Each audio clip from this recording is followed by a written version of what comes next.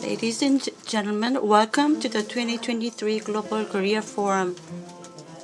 Good afternoon. My name is Song Ji-ae.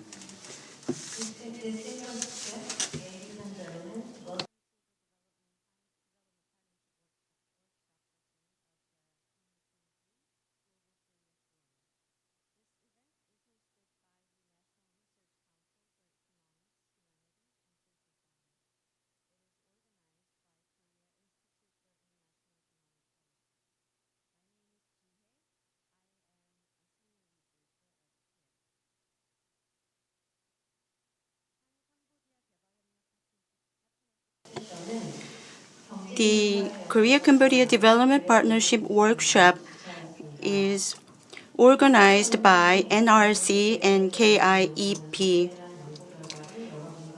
Through today's event, we will share results on the analysis of the development assistance for Cambodia, and I hope that this will be a meaningful workshop. I would like to first introduce VIPs and the participants. First, we will first hear opening remarks by Secretary General Hong Il-pyo of the NRC. Would you please come up to the podium? Please welcome him with a warm round of applause.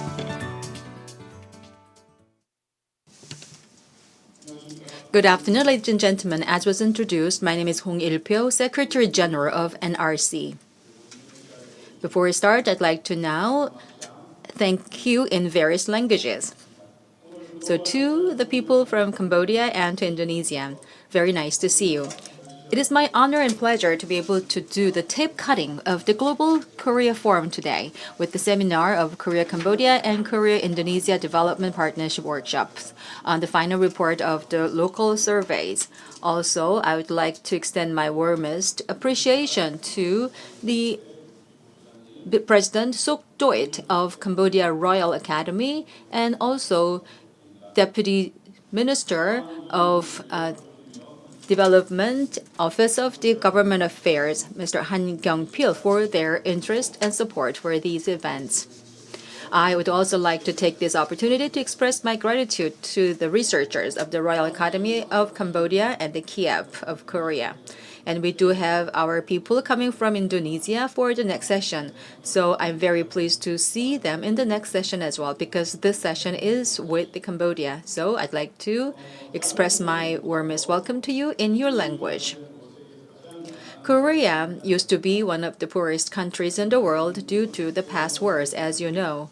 However, the Republic of Korea has become the only country that has achieved short-term growth since the end of the war. Now it is a country with the status and power of the world's top 8 powers.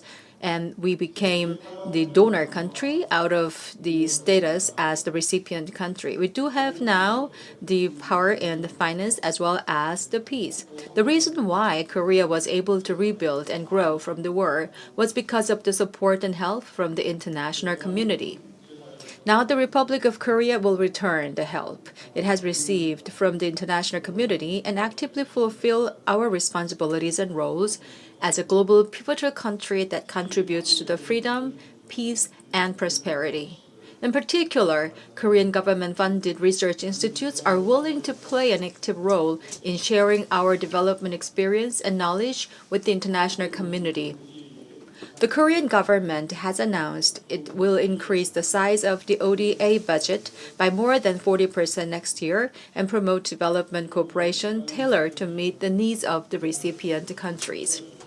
In order to support the sustainable development of source countries, it is important to identify the development needs of each country and to establish an effective ODA system.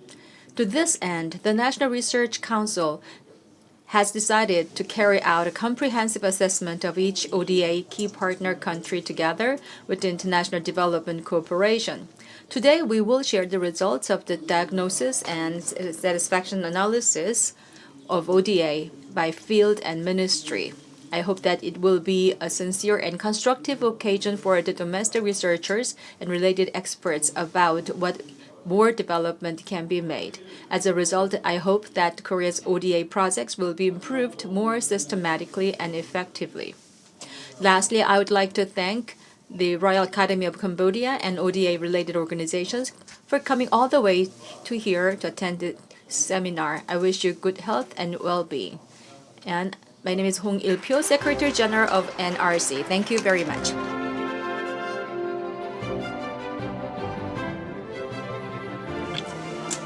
Thank you for your encouragement. Next, we'll hear from Han Kyung-pyo, Deputy Minister for International Development Cooperation, Prime Minister's Office of ROK. Would you please welcome him with a big round of applause.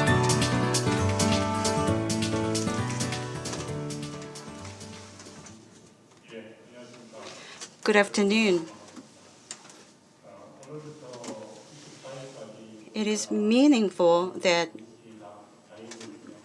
we gather together to discuss ODA projects until the 24th, and this is a week of development cooperation 2023, and we have a lot of accompanying events, and this is the first of its event, and we would like to have close communication with Cambodia and would like to discuss development plans for future. First of all, I would like to extend my warm welcome to President Sok Doi of Royal Academy of Cambodia and all the Cambodian members to this event. I would like to express my deep appreciation to you for actively participating in the research so that the Cambodian government's opinions can be reflected. I would also like to thank the members of the Korea Institute for International Economic Policy and National Research Council for Economics, Humanities, and Social Sciences for your enthusiasm, dedication, and hard work. Distinguished guests, gentlemen abroad, Korea has been recognized in the international community as the only country that transformed from a recipient country to a donor country. Many developing countries would like to learn from Korea. The Korean government has increased its contribution to global peace and prosperity as a pivot country based on its experience and capacity. From this perspective, Korea increased its ODA cooperation budget to 6.5 trillion won, a 44% increase over last year, and it is being reviewed at the National Assembly. This is to respond to urgent global issues actively, such as humanitarian aid, climate crisis, and the gap in development so that we can provide practical benefit to developing countries. Cambodia has been an important international development cooperation partner of Korea, and the two countries have implemented various projects in many areas. This year alone, we are implementing 48 projects worth 180 billion won. This will grow by more than 50 billion won next year. Korea will continue to expand its support through continued consultations. Distinguished guests, for Korea's international development cooperation to improve and do well, it is of most importance that we communicate with each other closely. When we share our common interests based on mutual understanding and confidence, relevant assistance in the needed areas can be provided, through which the goals can be achieved. In this regard, at the interim report workshop held last September in Phnom Penh, we have evaluated our ODA activities by collecting the opinions of the local agencies and identified future tasks. As a follow-up of that interim report, we have provided this opportunity to look back what we have done and discuss a more effective direction for the future. We'll incorporate what we discussed today in the next year's country partnership strategy. In this sense, I hope that today's workshop will provide a valuable opportunity for active discussion for the development of Cambodia. I hope today's workshop will be a valuable opportunity to share honest opinions about Korea's ODA projects and seek desirable future direction for both countries. Thank you very much. Thank you very much. Mr. Han Kyung-pil, based on the mutual trust and cooperation, we have to expand further projects and programs. Thank you very much for that. We'd like to now invite President Sok Doik from Cambodia Royal Academy.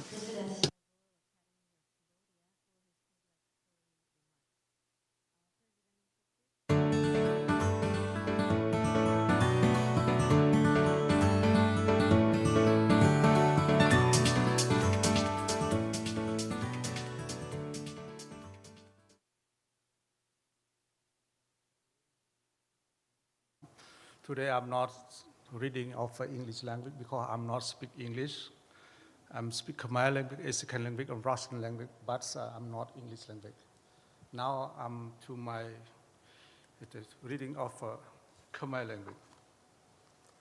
សូមគោរពអាយដាមហ៊ានខឹមធីនអនុរដ្ឋមន្ត្រីទទួលបន្ទុកកិច្ចសហប្រតិបត្តិការអនុវត្តអន្តរជាតិនិងការិយាល័យសម្របសម្រួលគោលនយោបាយរដ្ឋាភិបាលខុទ្ទកាល័យនាយករដ្ឋមន្ត្រីកូរ៉េជាទីគោរពនិងជាទីរាប់អានសូមគោរពអាយដាមលោកជំទាវលោកសាស្ត្រាចារ្យបណ្ឌិតអស់លោកស្រីភ្ញៀវកិត្តិយសជាតិនិងអន្តរជាតិទាំងអស់ជាទីមេត្រីថ្ងៃនេះខ្ញុំពិតជាមានកិត្តិយសនិងសេចក្តីរីករាយយ៉ាងក្រៃលែងដែលបានចូលរួមជាមួយអាយដាមលោកជំទាវអស់លោកស្រីថ្លែងសន្ទរកថាអបអរសាទរក្នុងសិក្ខាសាលាស្តីអំពីភាពជាដៃគូកូរ៉េកម្ពុជាការស្វែងរកយុទ្ធសាស្ត្រសម្រាប់កិច្ចសហប្រតិបត្តិការនាពេលអនាគត Korea-Cambodia Development Partnership Workshop and the Path for the Future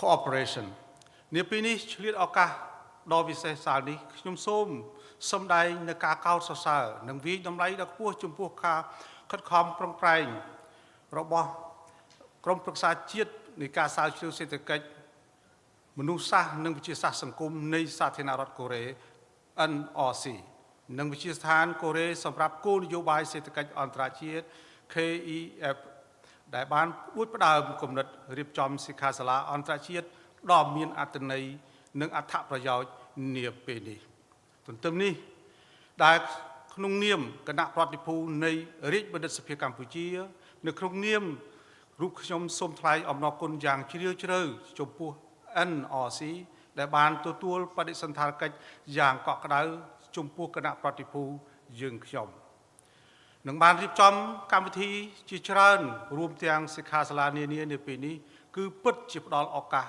ដ៏មានលក្ខណៈនិងជាប្រតិភូរបស់យើងទទួលបាននៅចំណេះដឹងនិងបទពិសោធន៍ដ៏មានតម្លៃនាថ្ងៃនេះអាយដាមលោកជំទាវអស់លោកស្រីនាងកញ្ញាទាំងអស់ជាទីគោរពនិងជាទីរាប់អានអនុញ្ញាតឲ្យខ្ញុំរំលឹកបន្តិចកាលពីថ្ងៃទី15ខែកញ្ញាឆ្នាំ2023កន្លងទៅនេះថ្មីនេះយើងបានរៀបចំសិក្ខាសាលាប្រភេទនេះម្ដងរួចទៅហើយដែលបានរៀបចំឡើងនៅរាជបណ្ឌិតសភាកម្ពុជាប្រទេសកម្ពុជាខ្ញុំនៅចាំបានថាពេលនោះមានវាគ្មិនរបស់យើងបានជួយចែកគ្នាជាច្រើននិងបានផ្ដល់ធាតុចូលមួយចំនួនយ៉ាងសំខាន់សម្រាប់រួមចំណែកដល់រដ្ឋាភិបាលនៃប្រទេសយើងទាំងពីរក៏ដូចជាភាគីពាក់ព័ន្ធនានាហើយជាកិច្ចពិភាក្សានាពេលនេះហាក់ជាមានប្រសិទ្ធភាពខ្លាំងឡើងជាបន្តបន្ទាប់និងមានកំណើនទិសដៅដើម្បីបង្កើននៅបញ្ហាប្រឈមនិងបញ្ហាដំណោះស្រាយនៅពេលខាងមុខ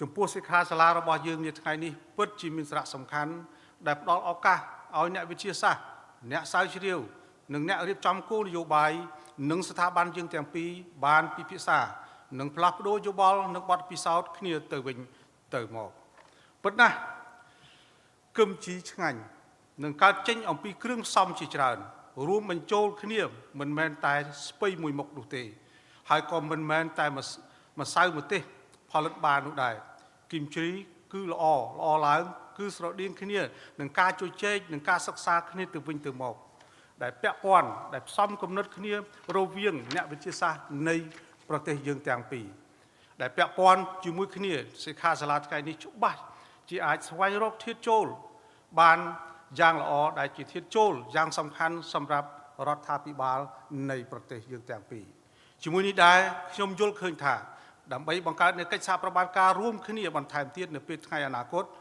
រវាងកូរ៉េនិងកម្ពុជាតាមរយៈ ជំនួយអភិវឌ្ឍផ្លូវការកូរ៉េ ODA អ្នកសិក្សាស្រាវជ្រាវរបស់យើងអាចសិក្សាលទ្ធភាពពីវិស័យអតិភិបនានានៅកម្ពុជារួមមានកសិកម្មទេសចរបរិស្ថានជីវៈចម្រុះតាមដងទន្លេមេគង្គធម្មពលស្អាតនិងការរួមកិច្ចសហប្រតិបត្តិការលើធនធានមនុស្សអាយដាមលោកជំទាវអស់លោកស្រីភ្ញៀវកិត្តិយសទាំងអស់ជាតិនិងអន្តរជាតិជាទីគោរពនិងជាទីរាប់អានជាថ្មីម្ដងទៀតសូមថ្លែងអំណរគុណចំពោះរាជរដ្ឋាភិបាលកម្ពុជាក៏ដោយរដ្ឋាភិបាលនៃសាធារណរដ្ឋកូរ៉េដែលបានសម្របសម្រួលនិងជួយជ្រោមជ្រែងឲ្យគម្រោង ODA លេចឡើងរូបរាងនិងជាចុងក្រោយខ្ញុំសូមថ្លែងអំណរគុណដល់ថ្នាក់ដឹកនាំនិងសហការីទាំងអស់ NRC KIEP ដែលបានខិតខំប្រឹងប្រែងអស់ពីកម្លាំងកាយកម្លាំងចិត្តក្នុងការរៀបចំសិក្ខាសាលាដ៏មានសារៈសំខាន់ថ្ងៃនេះជាទីបញ្ចប់ខ្ញុំសូមជូនពរឲ្យអង្គសិក្ខាសាលានេះថ្ងៃនេះមានដំណើរការយ៉ាងរលូនក្នុងកិច្ចពិភាក្សាវគ្គ3ប្រកបទៅដោយជោគទាំង3វគ្គប្រកបដោយជោគជ័យនិងមានផ្លែផ្កានិងសូមឲ្យជូនពរអាយដាមអនុរដ្ឋមន្ត្រីព្រមទាំងភ្ញៀវកិត្តិយសជាតិនិងអន្តរជាតិទាំងអស់ទទួលបាននូវសេចក្តីស្រឡាញ់ស្នាមញញឹមក្តីសង្ឃឹមដោយជោគជ័យសូមអរគុណ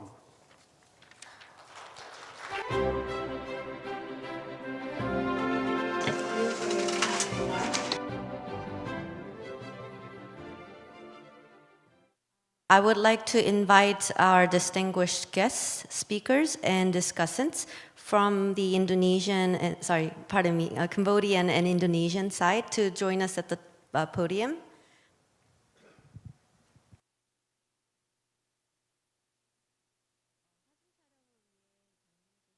For group photo taking with the VIPs, guests, and discussants, participants, please come forward to the podium.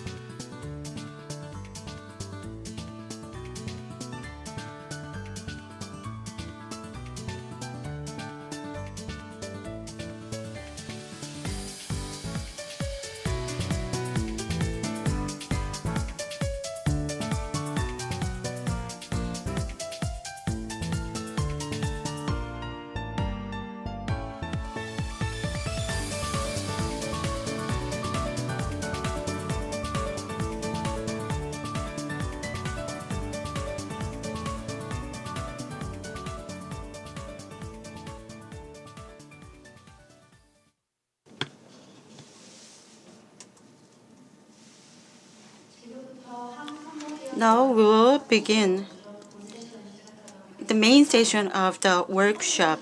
The first session will be composed of two presentations. First is Korea's ODA in Cambodia, Achievements and Challenges, presented by Dr. Lee Eun-seok of the KIEP.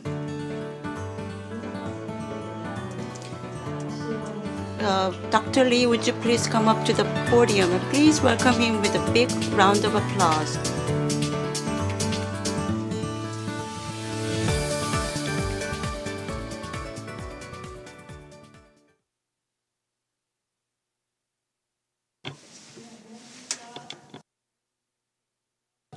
Good afternoon. My name is Lee Eun-seok. I am the strategy evaluation team of the KIEP. Thank you very much and very nice to see you.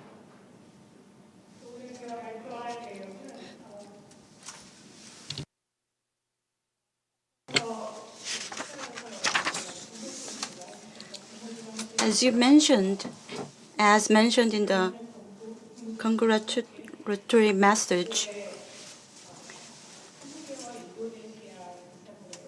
we have reviewed Cambodia and Indonesia ODA activities in our research. So I'd like to brief you with the research result regarding Cambodia. Here's the background of the research.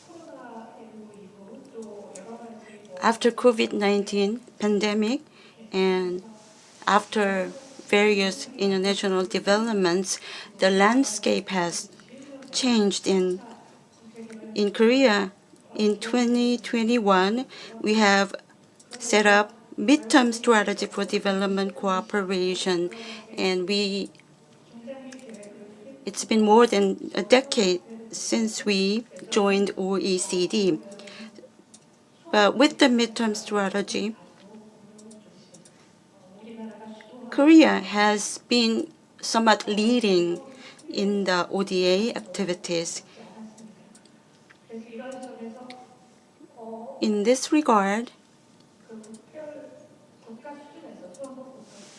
from a partner country perspective, a comprehensive ODA review must be needed.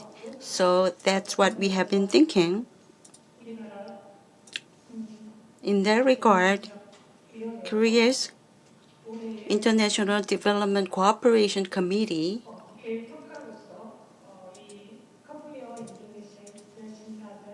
diagnosed Cambodia and Indonesia, decided to diagnose Cambodia and Indonesia. And the perspectives and recognition of the recipient country should be reflected. So with our cooperating agencies, we have collaborated in our research. In the case of Cambodia,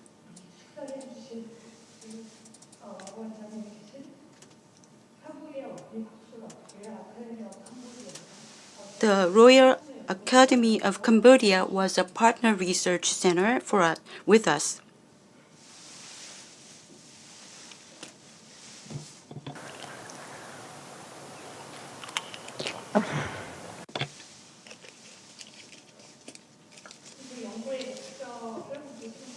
The purpose of our study was mainly threefold. First, relevance of strategy. How relevant is our ODA in the context of Cambodia, and how well are we responding to their needs and their challenges and priorities? We have identified what challenges and priorities are, and what are the comparative advantages of Korea, and are we doing well? How to enhance Korea's strategic positioning. Those were the main aim of the study. Second perspective is that efficiency of implementing process. In the course of follow-up management, is it efficient? Is the coordination working well with limited ODA resources? We have interviewed and surveyed various interested parties. Lastly, effectiveness of activities.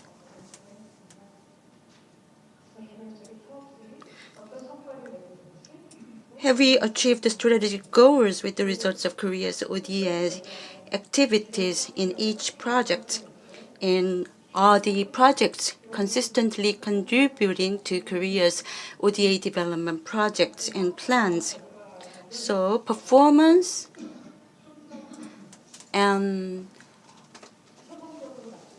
results, goals, are there any hindrances and contribution factors? So we reviewed each project. Also, what about other donor countries doing strategic ODA projects? We also wanted to know about that, so we studied that. Furthermore, through the collaborative organizations locally, we conducted in-depth interview to get the honest opinions and evaluations. Furthermore, we also interviewed Korea's interest parties in Korea to gauge effectiveness and identify areas of improvement. This is an overview over the past 10 years. In cumulative terms, Cambodia is an important ODA partner of Korea. It's ranked 5th, and in 2021, Cambodia became the 4th largest ODA partner of Korea. Also, Korea is also an important donor to Cambodia. In terms of DAC donors, Korea ranks 4th,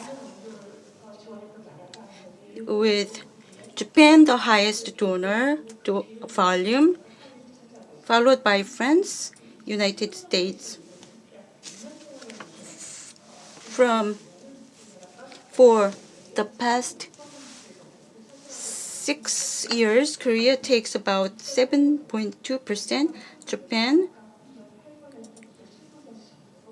about 9 or 8% of ODA of each country. So for the past 5 years, our ODA portion has been quite a bit.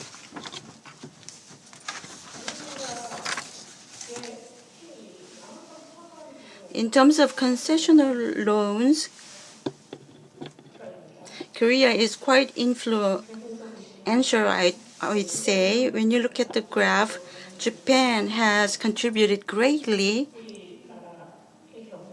In the case of Korea, in terms of concessional loans, it's comparable to Japan, France, and China,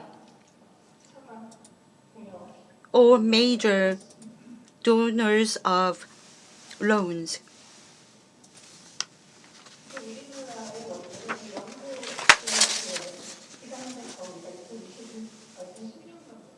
From 2016, based on the second comprehensive development plan,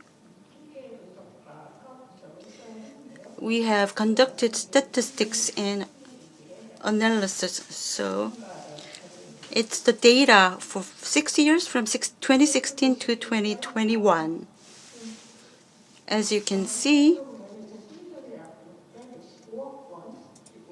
in 2026, it was about 600 million won, and it has doubled over the past 6 years. And the increased portion is the blue portion, which is loan. It takes about 56% of the total budget, and in 2021, it was about 83.5 billion. When we look at the right side,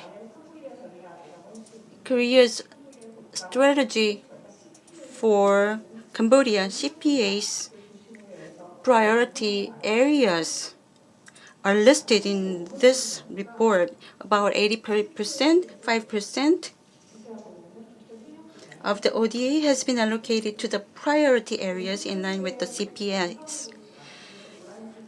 When you look at the yellow dots, it means number of projects. About an average of 200 projects are ongoing in a year.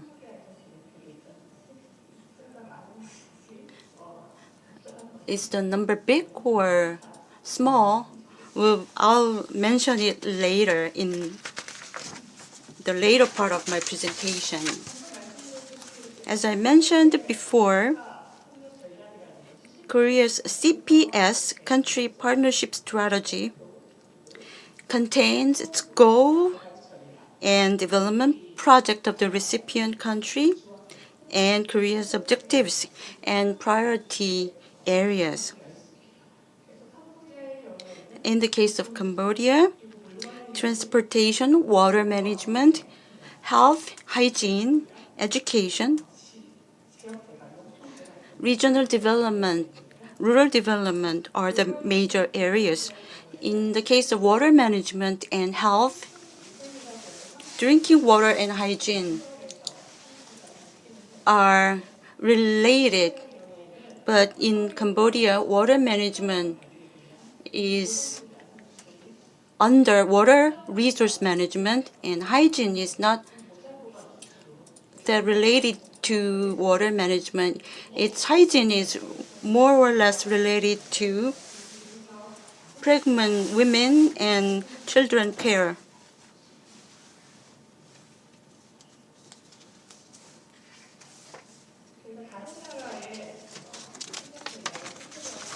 When we review other countries' cooperation strategy, Japan, US, Australia, Germany, France, and although it's not listed here, we have looked at China as well. The major difference is that how are they implementing local-based projects and the human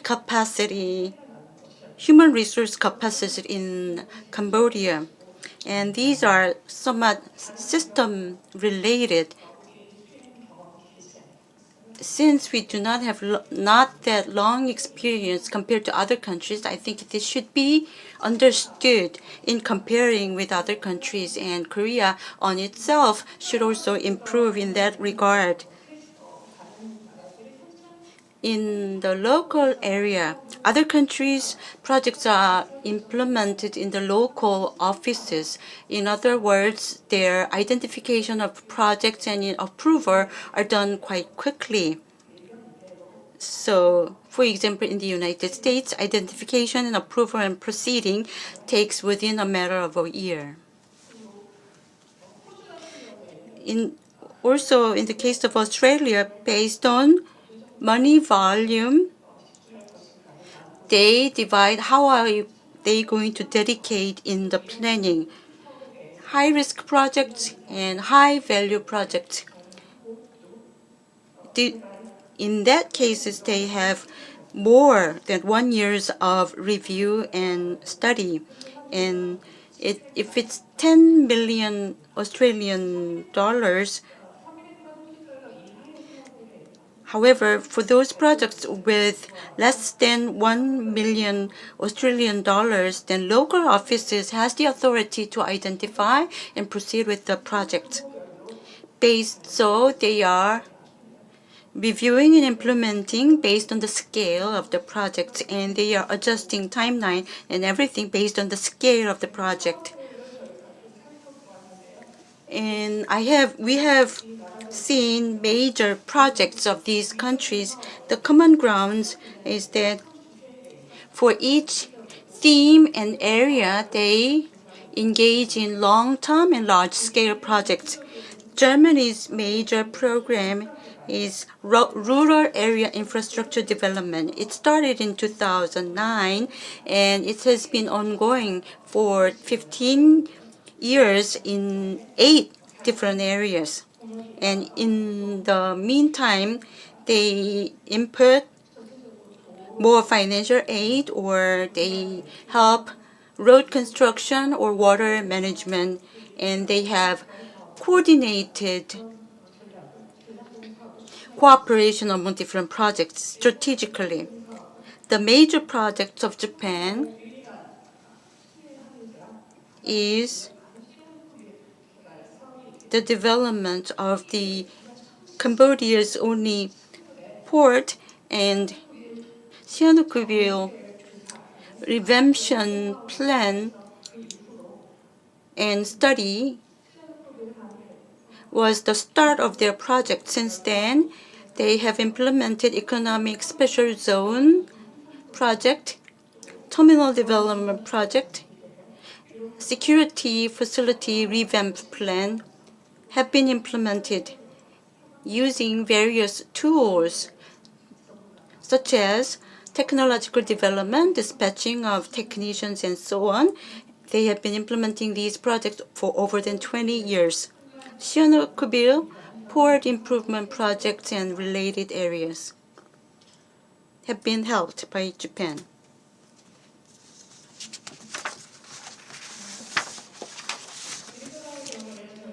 In the case of Korea, I have listed projects. The Cambodia, there are some major projects which I will review in the later slides.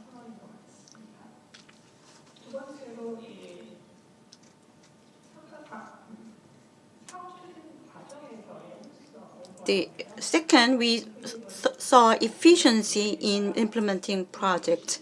As you can see, this diagram is the coordination mechanism of Korea's ODA.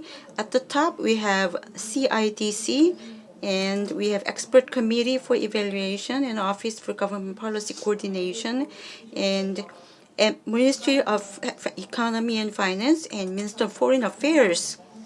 Each take charge in terms of grant or giving loans. And then underneath, EXIM or KIEP is engaging in projects. Next, with the list of projects for the past 6 years, we have reviewed what kind of projects we have been engaged in. 42 ministries and agencies have implemented ODA projects in Cambodia for the past 6 years, and the highest organization is EDCF, and it takes about 57% because it is engaged in large-scale products, followed by KIEP, 24.3%, then KOFI, Health, Ministry of Health, and then fourthly, Ministry of Agriculture, Food and Rural Affairs, fifth, Ministry of Education, sixth, Ministry of Foreign Affairs. Foreign Affairs Office provided aid for COVID-19. Seventh, Ministry of Land, Transportation and Transport, followed by Ministry of Science and ICT. These are the major organizations implementing projects here. The top 10 ministries account for 95% of total ODA of Korea, and the remaining 5% consists of small-scale technical cooperation projects.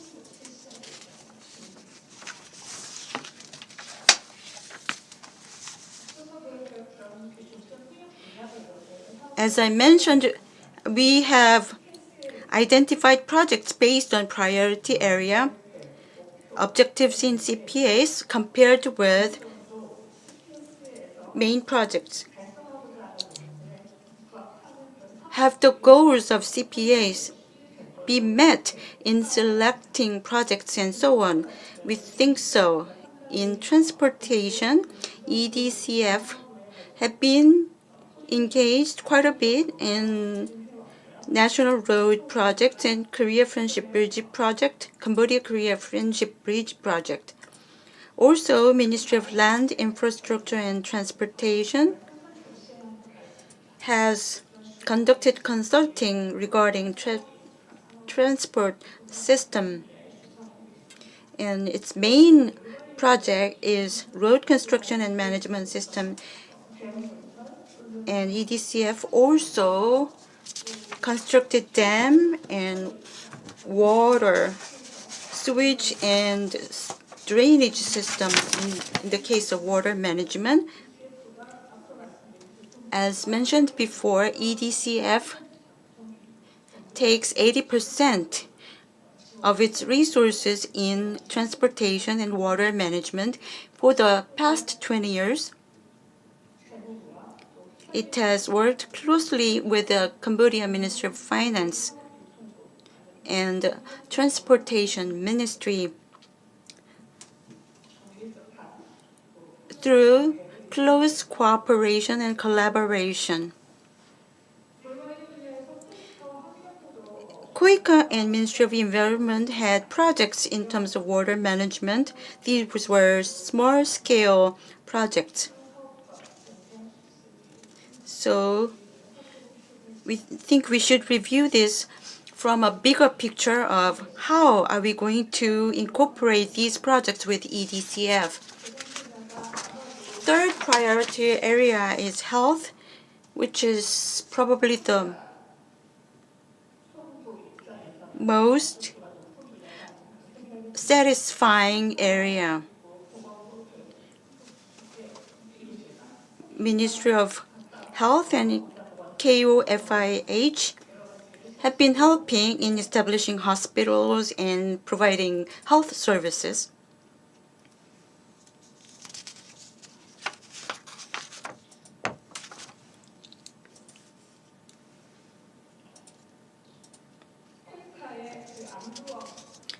The KOICA's Angduang ENT Hospital is one of the largest scale in the general hospital located in Phnom Penh, and it was one of the projects with Cambodia. And in the case of Kofi, it has engaged in newborn and child health in the western region, and we have provided budget to the Cambodian Ministry of Health. KOICA and KOFI and Ministry of Health had different assistance programs, and I have tried to list all the different characteristics. EDCF is also preparing to help in the hospital project, establishing the University of Health Science Teaching Hospital project. It has not been implemented, but it is preparing the project. Education area is quite difficult because originally it was ICT based for vocational training for middle school and high school education. But when we look at the actual projects, it was not according to the original plan.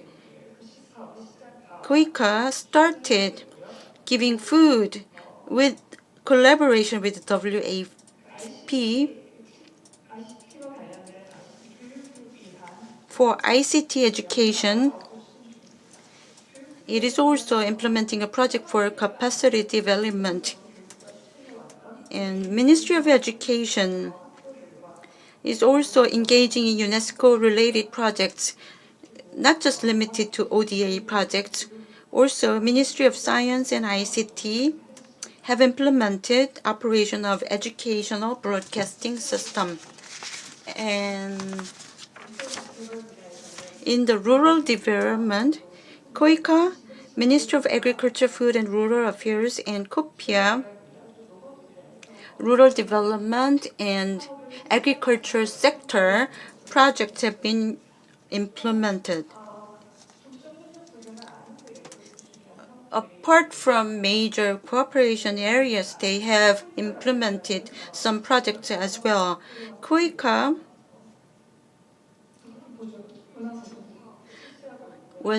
have been engaging in culture preservation projects. And also, there's a project called TASK, which is a program for providing service for small and medium-sized companies, and EcoTubes project by the Ministry of Forestry and Meteorological Forecast project have been implemented.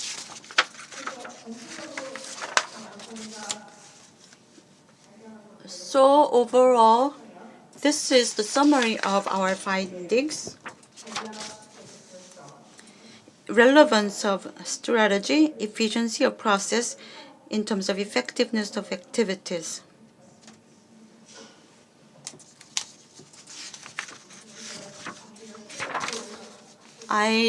My apologies because I have a severe cold. I'm sorry for that.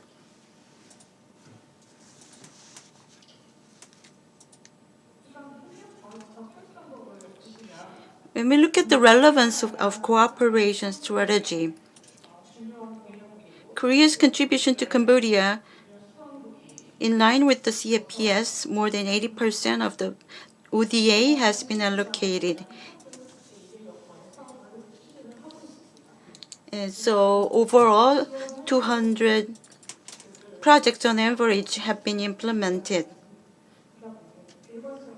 When we reviewed each project, we find out that there's a little bit lack of consistency and lack of a little bit of direction for the coordination of the whole project.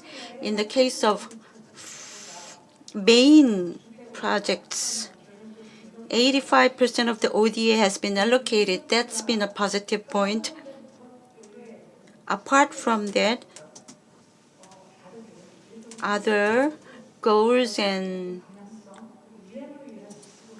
things listed in the CPS has not been properly implemented, and there has been some limitations. Also, in July, there was general election in Cambodia, and there was, with the new government. So previously, Cambodia has rectangular plan for the vision of national development. But now the new government has added another portion, which is digital economy and social development, leading to pentagonal strategy. So we'll review the strategy thoroughly to reflect in our next CPS. In implementing strategic projects, this year's project plan is needed. Usually the plan is for 3 to 5 years. And each year, based on each year's budget, projects are implemented without proper consideration of the characteristics of the projects and the Cambodians' opinions and so on. The multi-year budget and implementation plan should be the base for each year plan. Another thing is that the CPS monitoring and evaluation method is not that effective. Most of what's written in CPS is major priority areas, how we are going to support and how we are going to dedicate our resources to each and each project.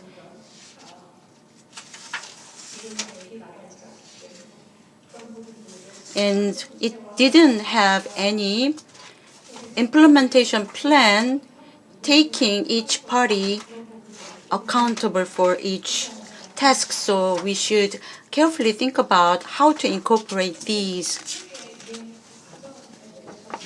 In terms of efficiency of implementation process, there's room for more improvement. While we study, many Cambodian agencies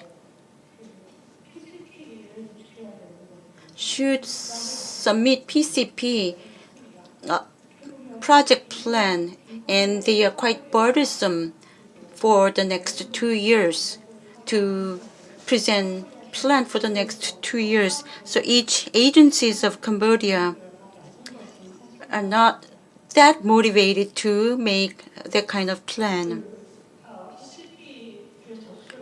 Also, when they plan ODA projects, an in-depth study and plan is necessary, but without that, they are just filing the application. These should be the areas of improvement that needs to be improved in the future. Another thing is that in implementing projects, it is quite difficult to change what's been planned. We have met many project team members, and the local condition and environment is quite different, so needing some revision in the plan. To be able to do that, they need to get through the approval and change in the budget approval system and so on. So it's quite challenging for them. Due to these challenges, they are not changing the plan, and they would like to rather solve their problem on their own under their own system. Like any plan, before planning, in the planning stage, one cannot identify all of the problems that will come out in the future. Therefore, flexible change in the plan should be needed while implementing projects. However, Korea's budget implementation structure is quite rigid.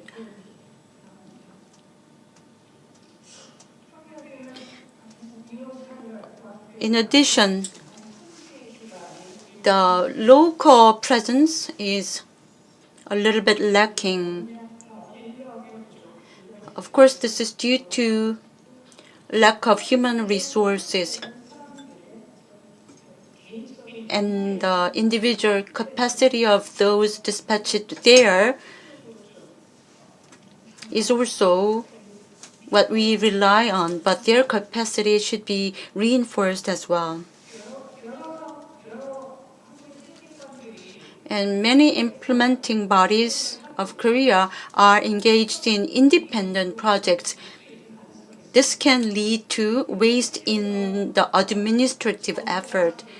The information in the local area is not properly shared, and information data collection from the very beginning of the project and establishing relations with the cooperating bodies in Cambodia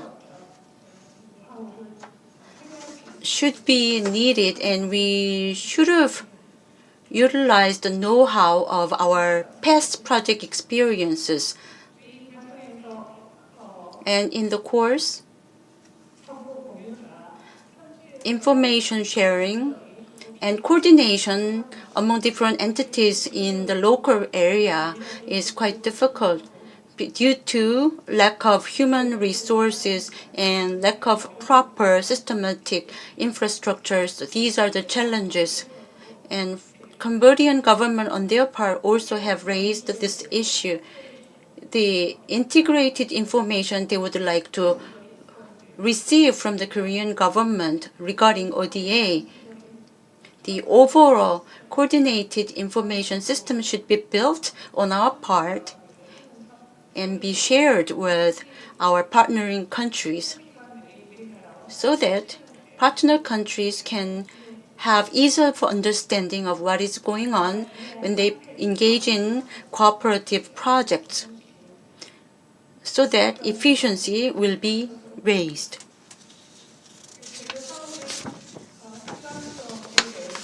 Regarding effectiveness of each project, we couldn't ever look at all of the projects in detail, but most of the major projects that we have reviewed, I think they have seemed to have achieved the intended outputs. But as I mentioned before, change in the plan is difficult and flexibility is lacking, so there is a little bit of room for improvement in the management of projects. So we could have done better.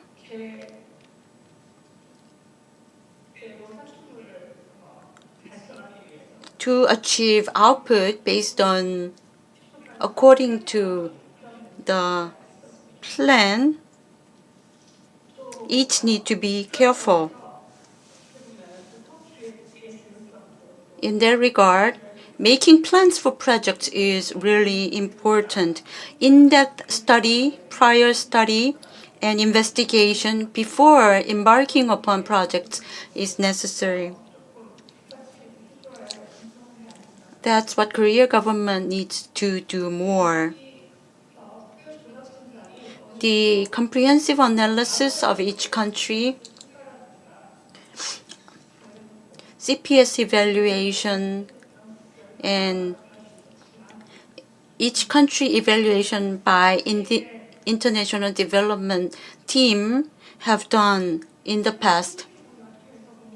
But together with the partner organizations in the local area, we have done evaluation this time. I think this is a new thing in our evaluation study this time. We have interviewed various interest parties, and that could be one significant factor in our new study result. You might not find that this is new, but I would like to say that we have done our part. We tried our best to incorporate all of the various opinions. Although there are some challenges, we should overcome these challenges and difficulties. Thank you for your listening. 네, 어려운 환경에서 Thank you very much. And that was a wonderful presentation regarding the surveys and results despite the very difficult situations in the local space. Thank you very much, Doctor. And I would like to now invite the next presenter. So this is from the RAC. So I'd like to now invite His Excellency Kai Saravaнаth, Senior Economist of Royal Academy of Cambodia. He will be talking about Korea's official development assistance in Cambodia from local perspectives. please welcome him with a round of applause.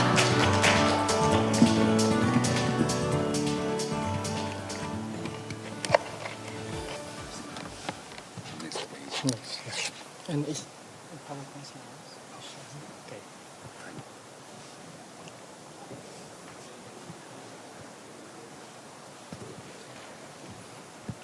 បាទសូមជម្រាបសួរ안녕하십니까 첨백겠습니다 반갑습니다 Well, good morning, everyone. It's very nice to see you. It's as though it's very nice to see you for the first time.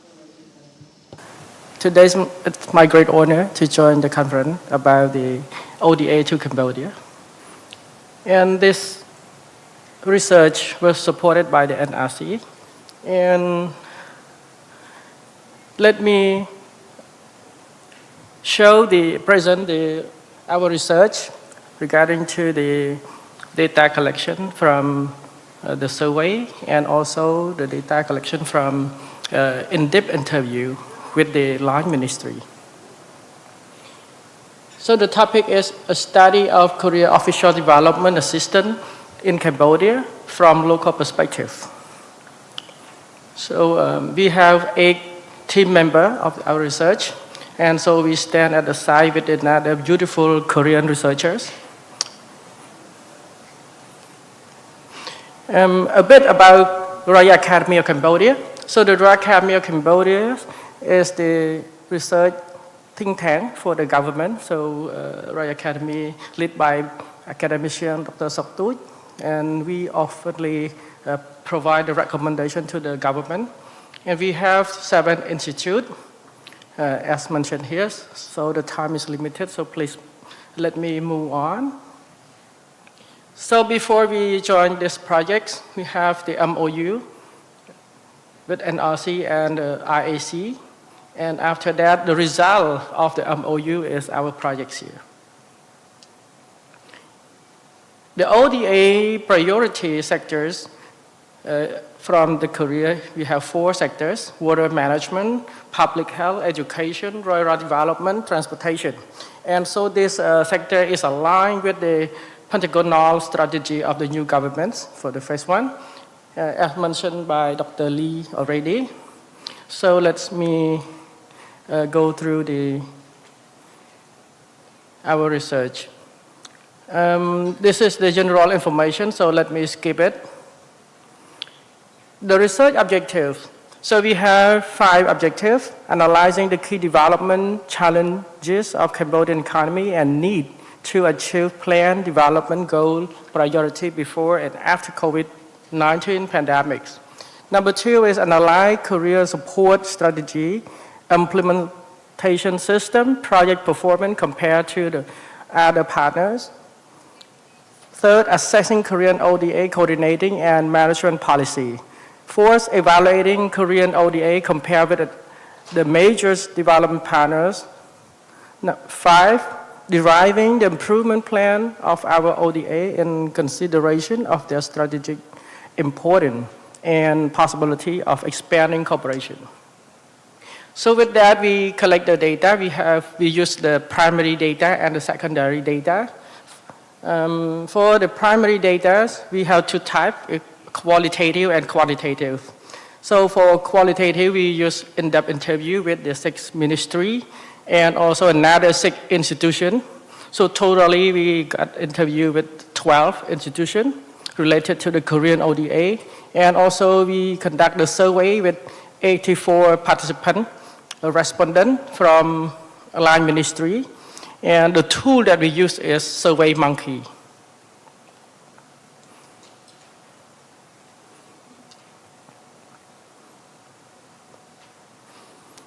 This is the content that we put in the survey. So the respondent has been asked regarding to the relevant alignment and responsive of the Korean ODA, coherent collaboration with development partner, Korean ministry and agency. We also measure the efficiency, communication and coordination. We measure the effectiveness, sustainability and evaluation of the projects. And also the capacity building, ownership and alignment with the national projects or national strategy. So this is the data, overall data from the SurveyMonkey. So let me show that we select the respondent that most of them, almost 68% have experience with the Korean ODA, and then they have experience with the ODA more than 10 years, according to the survey. And if we look at this chart, we see that they in charge of both, not only for Korean ODA, but also for another development partners. So it means Cambodian ministry, they are working not only specific for Cambodia, for Korean ODA, but also with others. And the country or international organization as shown here. This is the alignment of Korean CPS with the Cambodian development need. So the answer is yes. Let me show, yeah.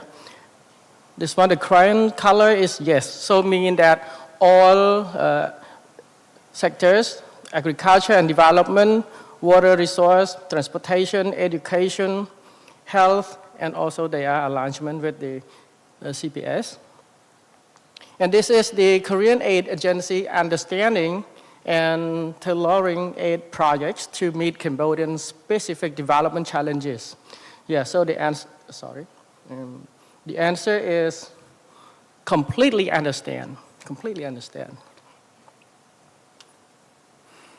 And also, this is for adaptation of Korean Aid Agency to change development context. You know, during the COVID-19, we faced some change.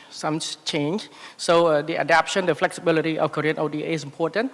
And also the answer, we got very good answers that most of Korean ODA can be flexible according to the situation.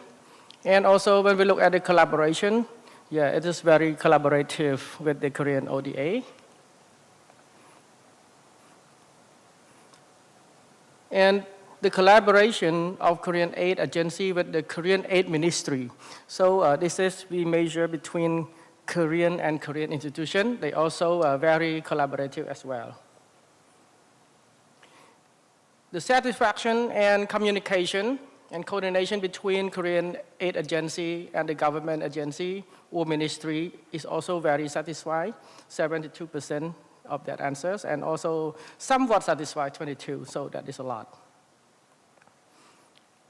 For the clear single communication channel to collaborate with the Korean Aid Agency, most of the respondents, they agree with that, and strongly agree.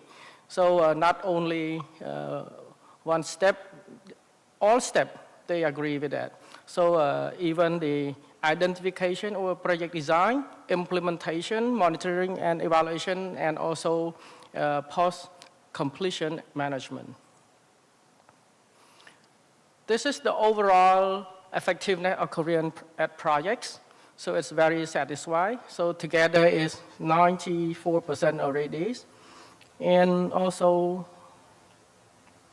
the contribution of Korean aid to socioeconomic and institutional development is also made a great contribution. So Korean plays an important role in great contribution to socioeconomic and institutional development in Cambodia.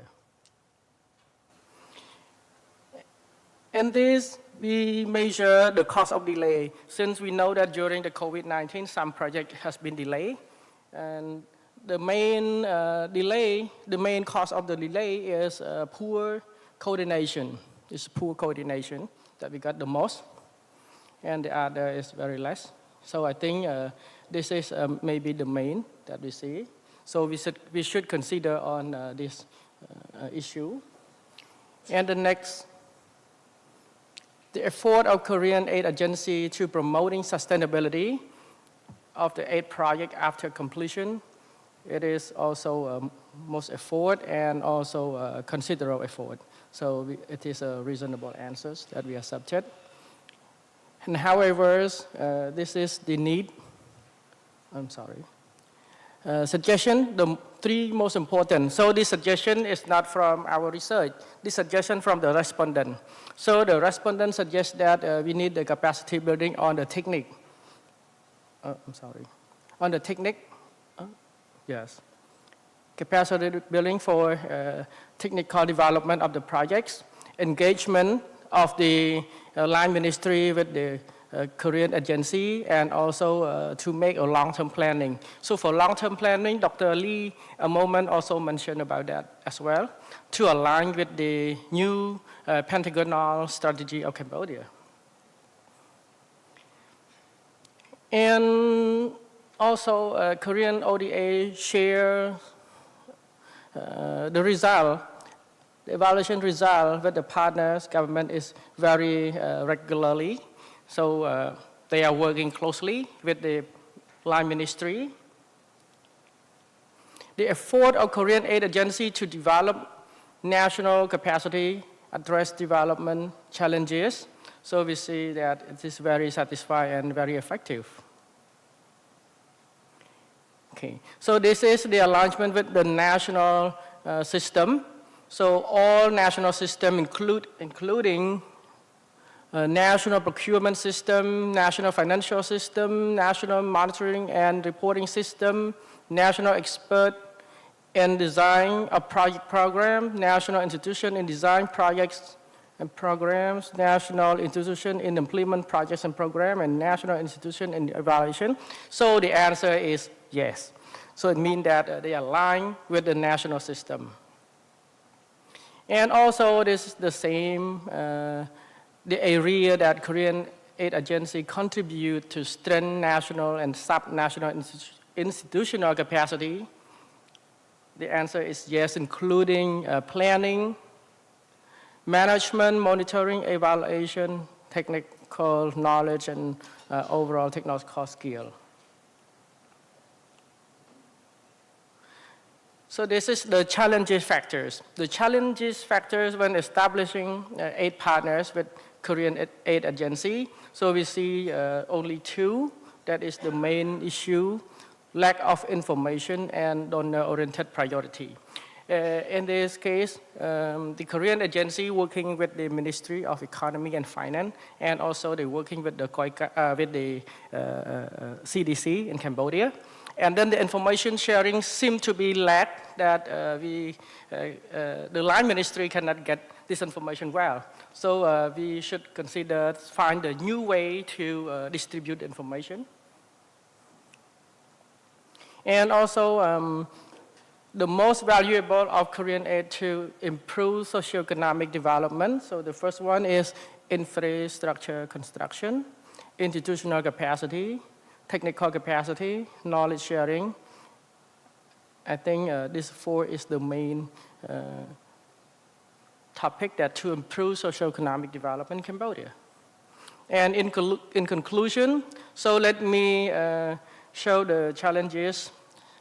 Mostly Korean ODA is very helpful to Cambodian society to develop social economy of Cambodia, but also they face some challenges like a limitation of inter-agency coordination, limitation of available support, less private participation, slow approval. I mean, this is regarding to the law of Korean government law that they need 2 years to approve the projects and also a concern of work mechanism.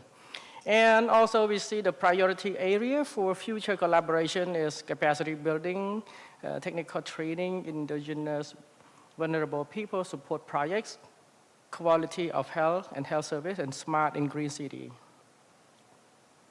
And for the in-depth interview,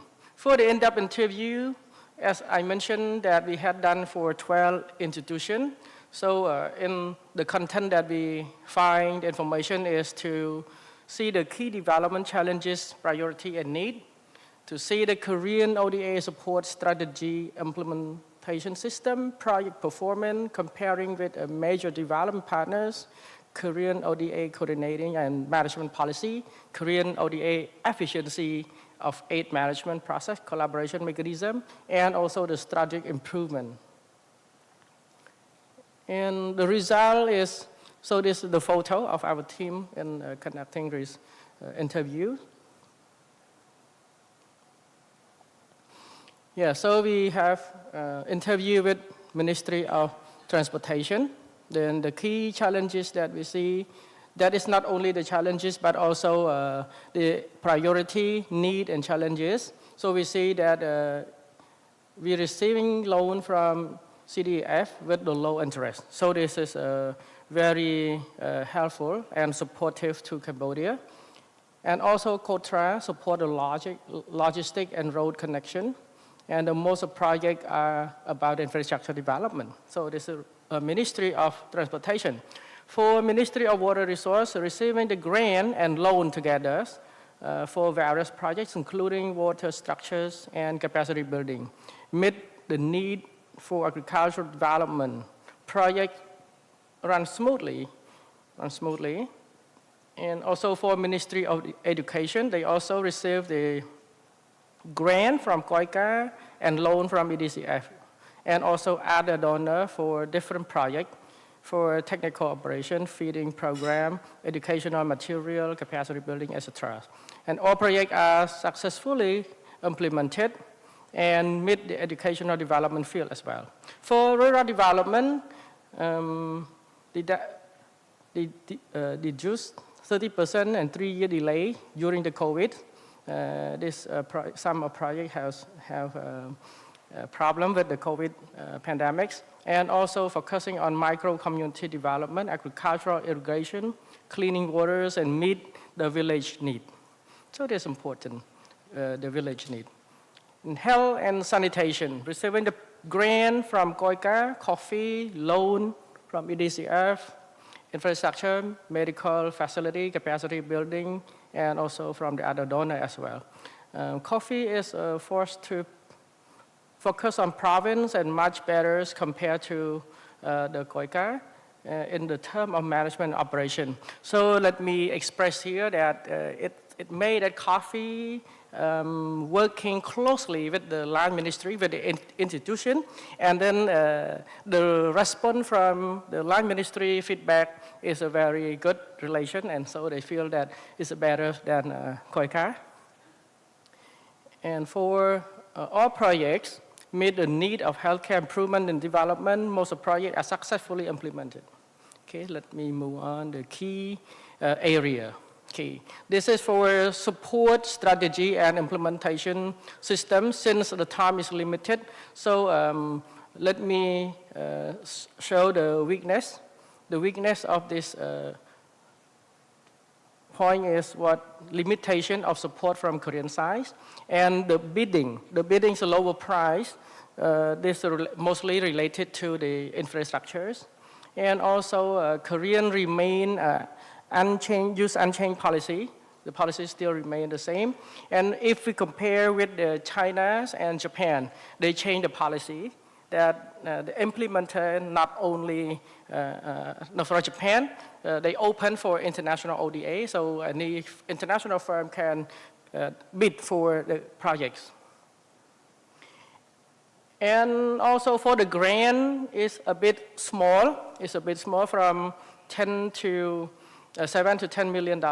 And also the project sometimes is delayed. And then since the economic development is grow faster than the project, so the project must be canceled or must be renewed, the projects.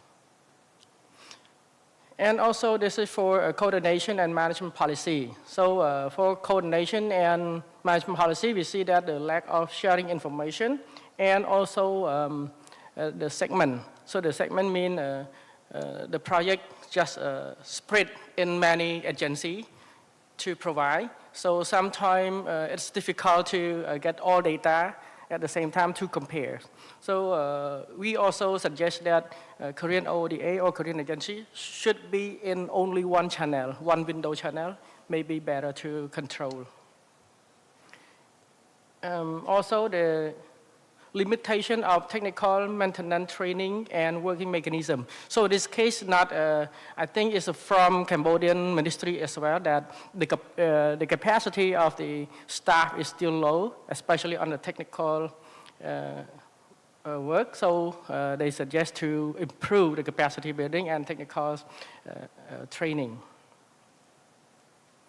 For efficiency and of management and collaboration. So I mentioned already, sometimes the use of the fund is not so appropriately, so that may spend too much operational cost in implement the projects.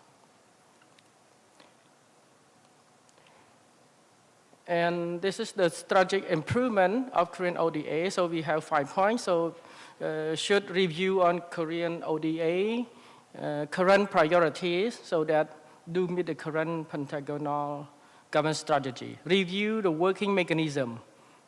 Study the real demand of grant by projects. Integrated work spirit rather than segment or isolate among Korean agencies. And also setting up project management and a unit to continuously follow up and support the project workflow. And for conclusion, so we see that the key priority of Korean ODA to support Cambodia development need. Fund the projects program are aligned with the Cambodian government policy and strategies. Korean CPS aligned with the former rectangular strategy.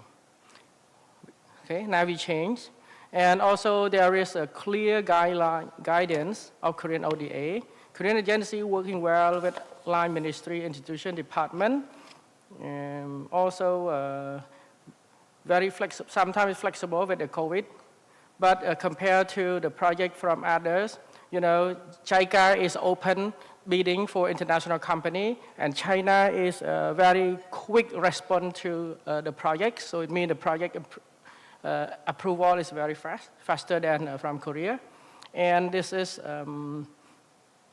the priority area of for the future collaboration. So let's diversify the project for hospital, school building to provide technical maintenance training support, extending the project for climate change and water infrastructures. And then the other is we explained already. This is our group, and I think my presentation comes to the end. Thank you. Thank you for the insights.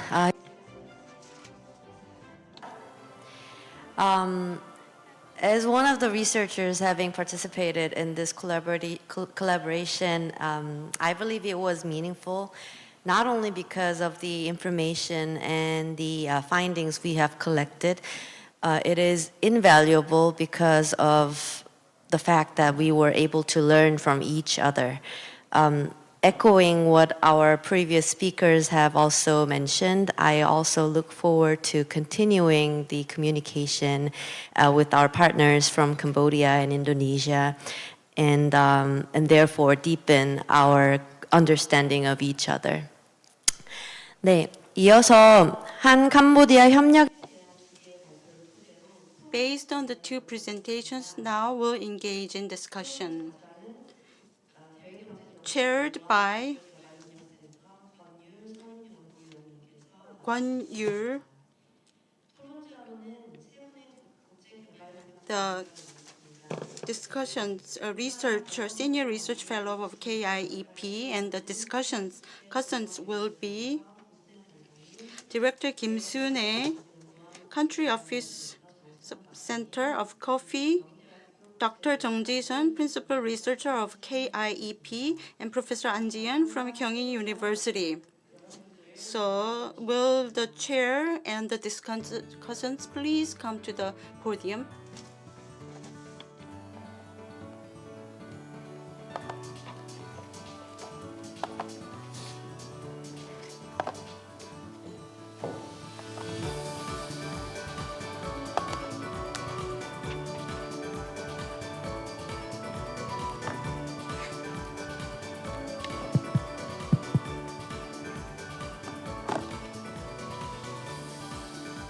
네, 반갑습니다.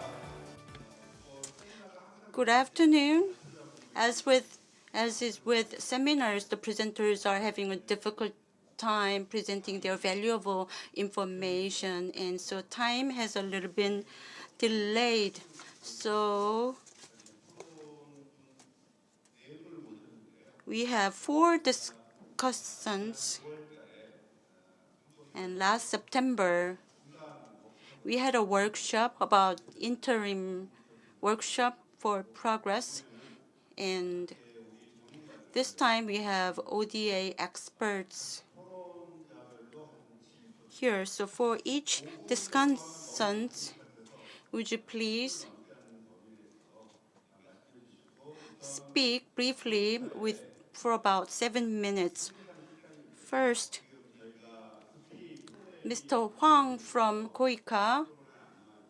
Of course, it's not indicated in the program. We have changed the program a little bit. He was the director of the strategic development, so he's well aware of our cooperation, future direction, so I think he will provide a valuable opinion. Good afternoon. My name is Hwang Jae-sang from KOICA. I have listened the presentations, and as mentioned, some of the issues are the ones that we are also taking into consideration, and I have come up with new issues raised today. And the review was on Cambodia. However, this can be applicable to other partner countries that KOICA is working with in the ODA, and I think these are valuable suggestions. The objective of the review was, as you mentioned, improvement in 3 aspects: relevancy, efficiency, and effectiveness of projects. Dr. Lee mentioned from the KOICA, the implementer of projects, we also consider these as important factors. In terms of efficiency of projects, the presentation by RAC and also presentation by KIEP, the efficiency needs some improvement. These are the areas that we are also thinking about. I think this issue is there's a big area of communication and coordination, and second is related to process and procedure. For effective coordination and communication, our KOICA and the Korean government, along with other ministries and agencies, will make effort to improve communication, and so that we will have smooth collaboration with the recipient country. Regarding process and procedure, this is a difficult issue. It takes time and the procedure is cumbersome. And as mentioned many times, there is limit in revising the plan. So as we implement actual projects, the implementer, we also face these issues.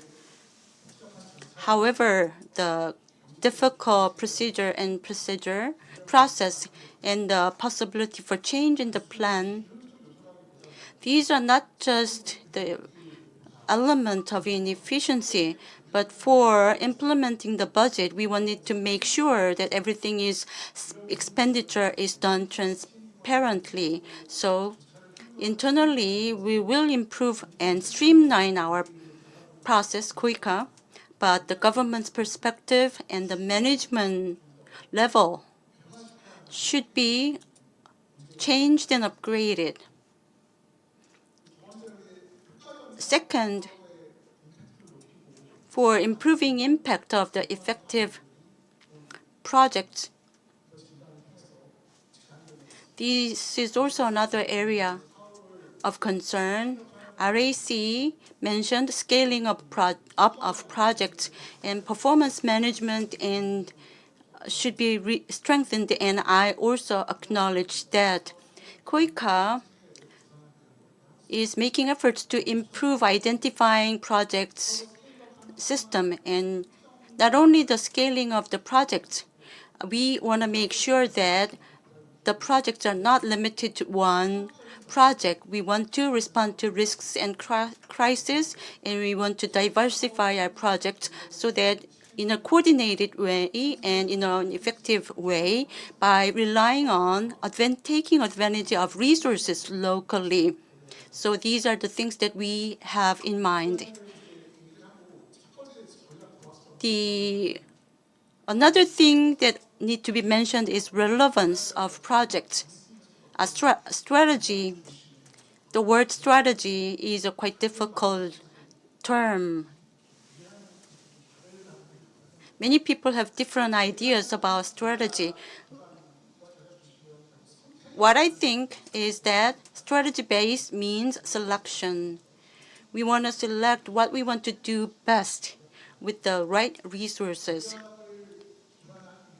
So in selection, we will consider effectiveness and efficiency of selection based on reviewing of various projects. We need not only consider projects because we are comparatively in advantage status.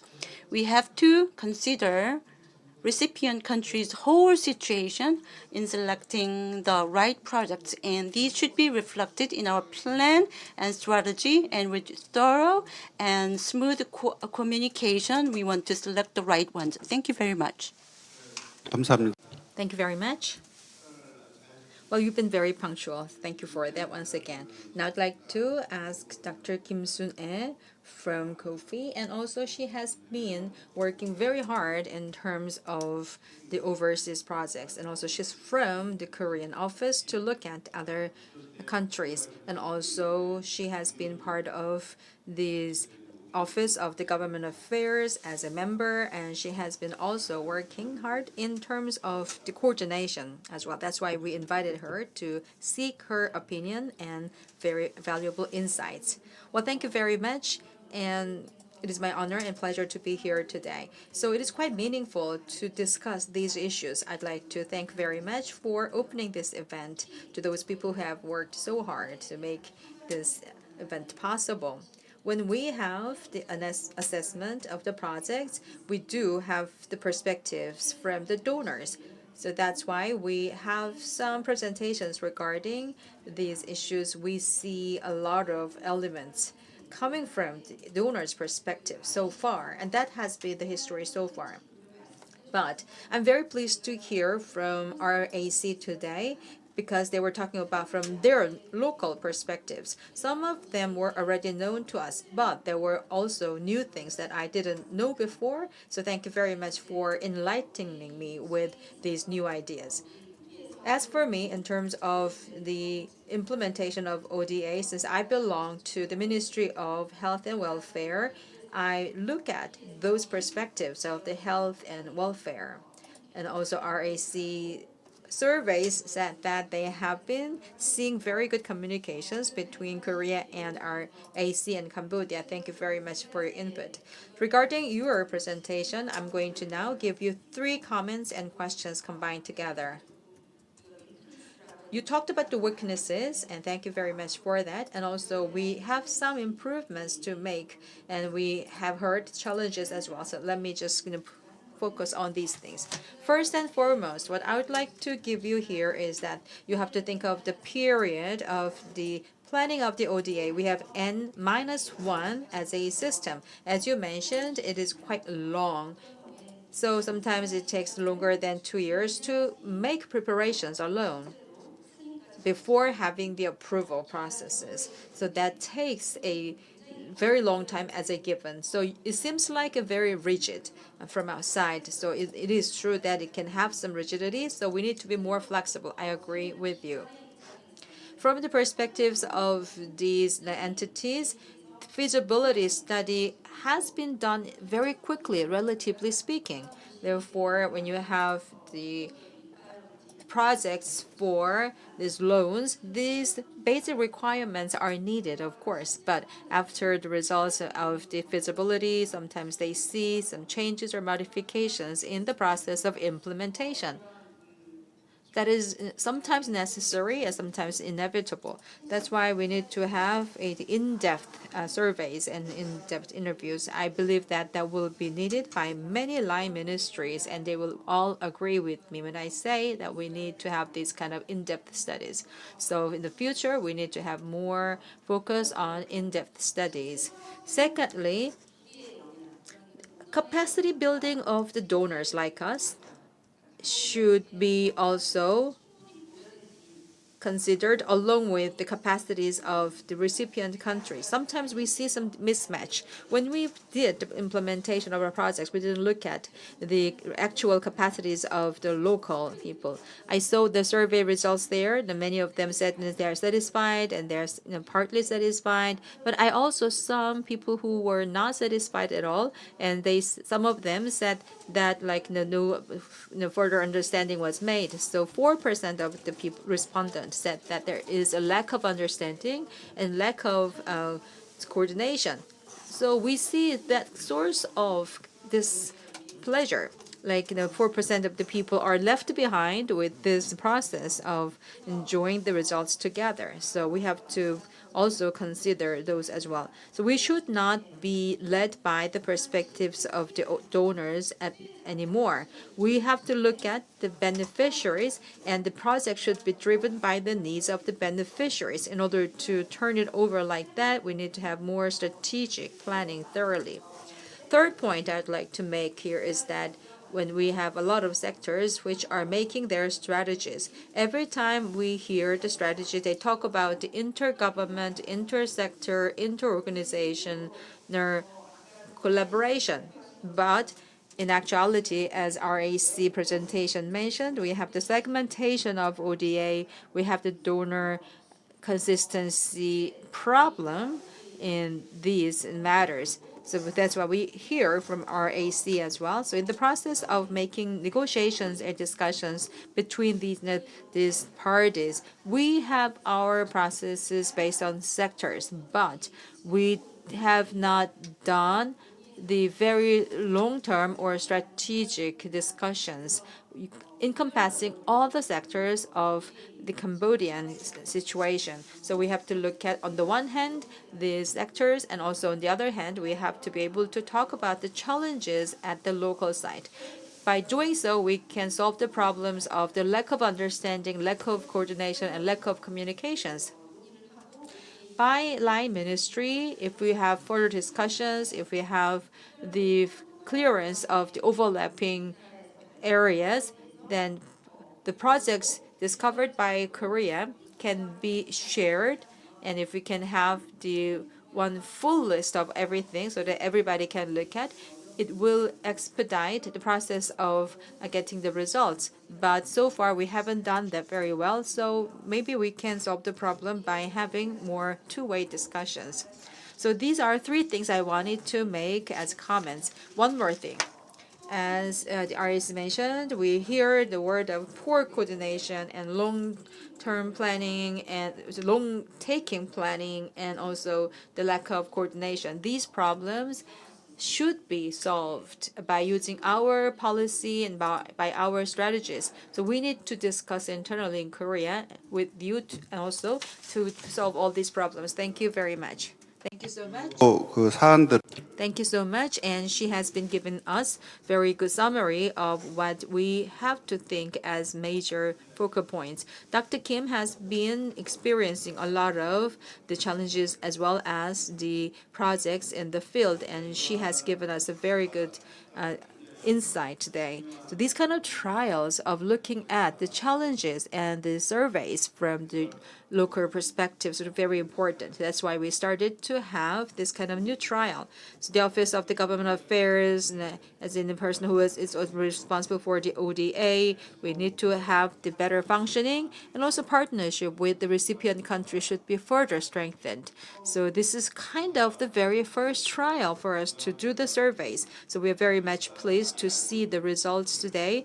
And some of the results have been the reconfirmation of what we knew before, but they have done a lot of methodologies looking at these people's ideas through the interviews and through the surveys. So we are very much benefited to go further in our steps in terms of the relationship between these two countries. That's why we have a lot of support from the NRC, KIEP, as well as the Office of Government Affairs, as well as the recipient parties organizations. That's why RAC has been invited to this event here today in Korea. So we are very much expecting more insights and opinions from the experts and specialists so that we can move on with the better condition of the collaboration and relationship between the two countries. Now moving on, I'd like to ask Professor An Ji-yeon of Kyunghee University. 지금 국무조정 Professor An Ji-yeon was one of the experts in the coordination team at the Prime Minister's office, and she has been influential in many areas. Good afternoon. My name is An Ji-yeon of Kyunghee University. Through today's session, not only the Cambodia ODA, but we have the opportunity to review our country's ODAs in other countries. As we look at in the two previous presentations, Cambodia is one of the major partners of Korea, and the ODAs in Asian countries have increased in recent years, including Vietnam, Cambodia, and so on. It's the ODA projects in Cambodia, when we look at it, concessional loans have been in increase, and participating agents are about 42. EDCF and KOICA actually takes up 82% of all of the participants. As reviewed here, many agencies are participating. In other words, apart from a few projects, many projects are small scale. In the case of transportation, EDCF and the Ministry of Transportation and Construction are participating, and Water Management Ministry and the Ministry of Environment. Environment Ministry's scale is not that big, but also Ministry of Health and Education. In the case of education, KOICA, Ministry of Communication and Information, and Ministry of Education are involved in those products. The Cambodia's presentation, when we look at it, are those effective. They have responded quite positively. However, in the future, Korea should also focus its energy on major projects. Cambodia had in-depth interview and survey. When we look at the content, efficient communication with Korean authorities and agencies, and difficult to follow policies and low price and low cost was stuck to, and it takes quite a bit of time between planning and implementation. So there are a lot of problems. Korea's ODA. Also, KUICA EDCF is managing projects very well, and performance was very well. Through today's session and today's forum, the issues raised, I think, were comprehensively raised. I think the similar situation will come up in Cambodia's session. I think this is meaningful and worthwhile, and in the future, through discussions, these areas should be improved. One more thing is that EDCF and KOICA's roles have become more important, so we'll take the lead in making changes in terms of system. Some of the systems are very good, but we need to be flexible in changing them, considering the situations. This is international cooperation projects, and effectiveness of those projects are very important in managing the projects. As mentioned, the communication channel should be through one window. Economic growth rate of Cambodia had been 7%. After COVID-19, it has been about 5%. So it's a rising country, and the economic relation between the two countries will be more close after the agreement of the FTA. I hope that the projects will be more active. Korea is dedicated to focus on climate change projects. Furthermore, our carbon reduction target is about 37.5 million tons. So I think we can have cooperation in this regard.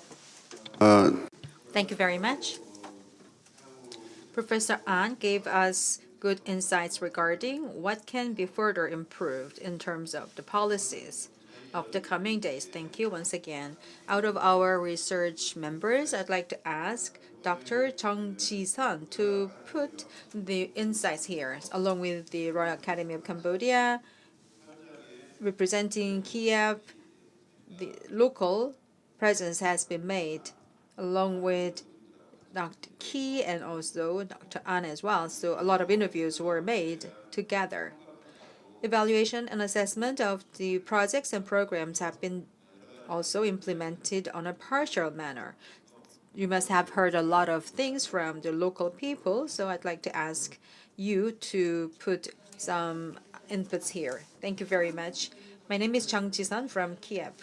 As Dr. Kwon Yul said, my discussion as a discussant is not from the external perspectives. I'm an inside person.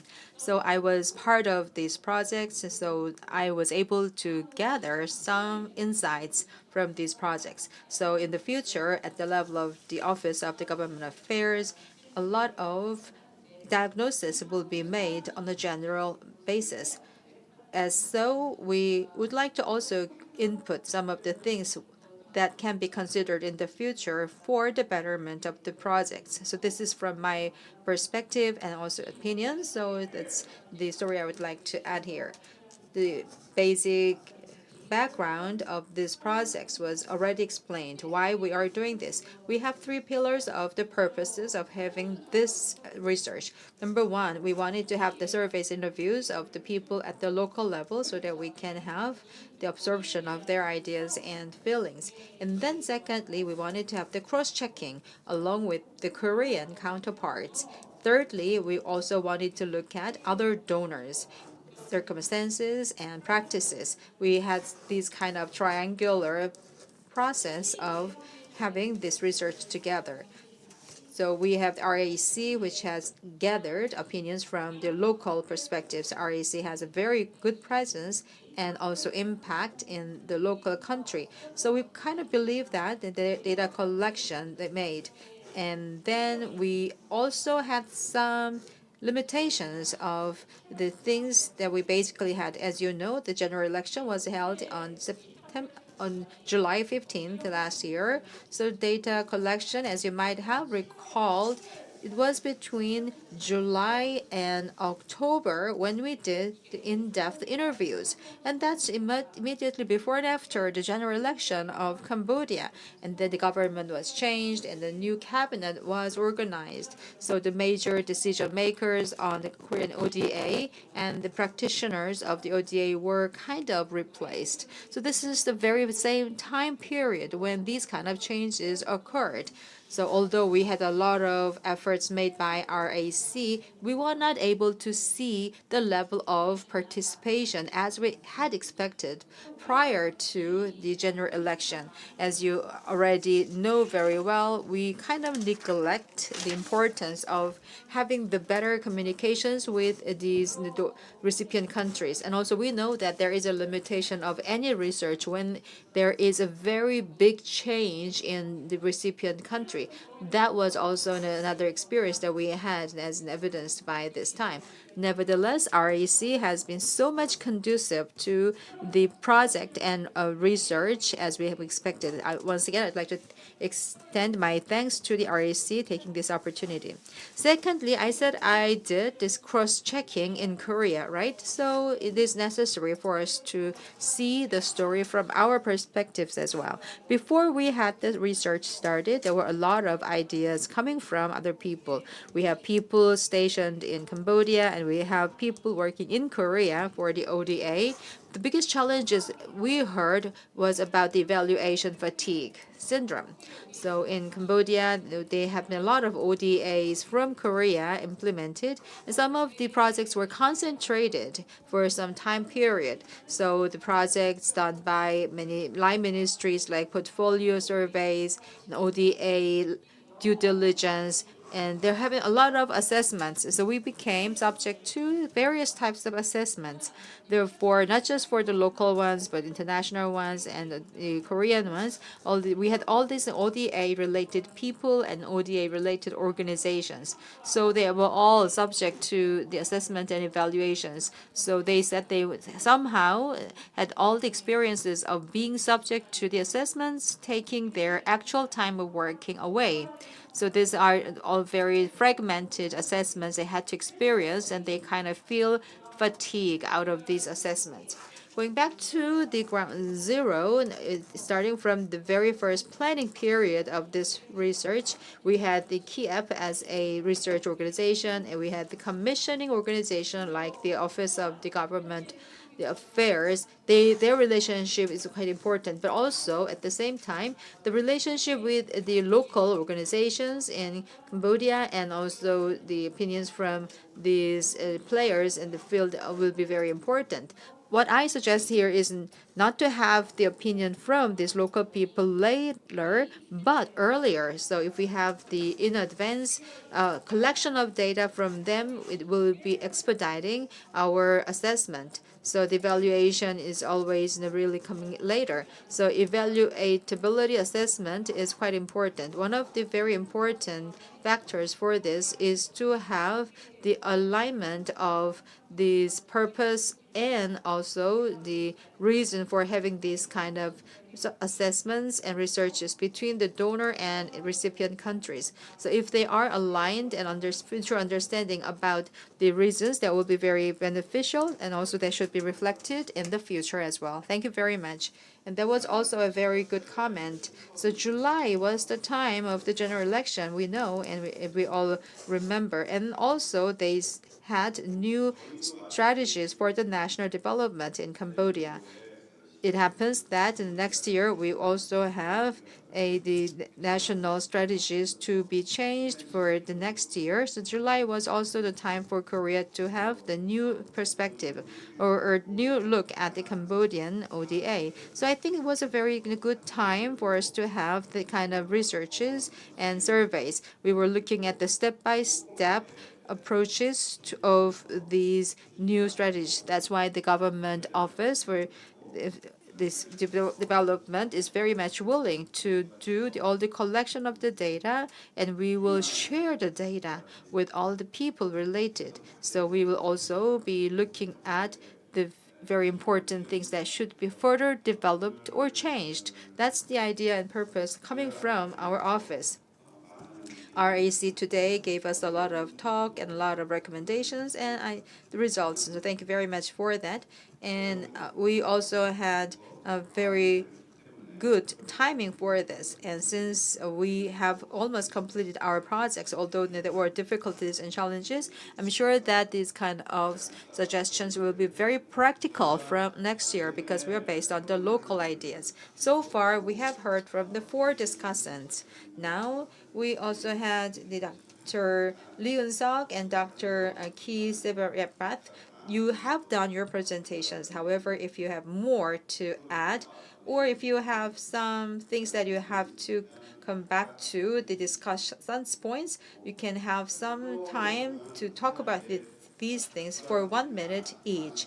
And also from the floor, I'd like to ask you to think of your questions because we all have all these relevant people from the line ministries and organizations. The microphones will be delivered to you, so you have your chance to ask your questions. We have Kofi and you have Koika, we have everyone here. So if you are having burning questions, please challenge these people. So and then also we will just close it from that point on. So why don't we just gonna start with the Dr. Ki Sebarepath to have these ideas first.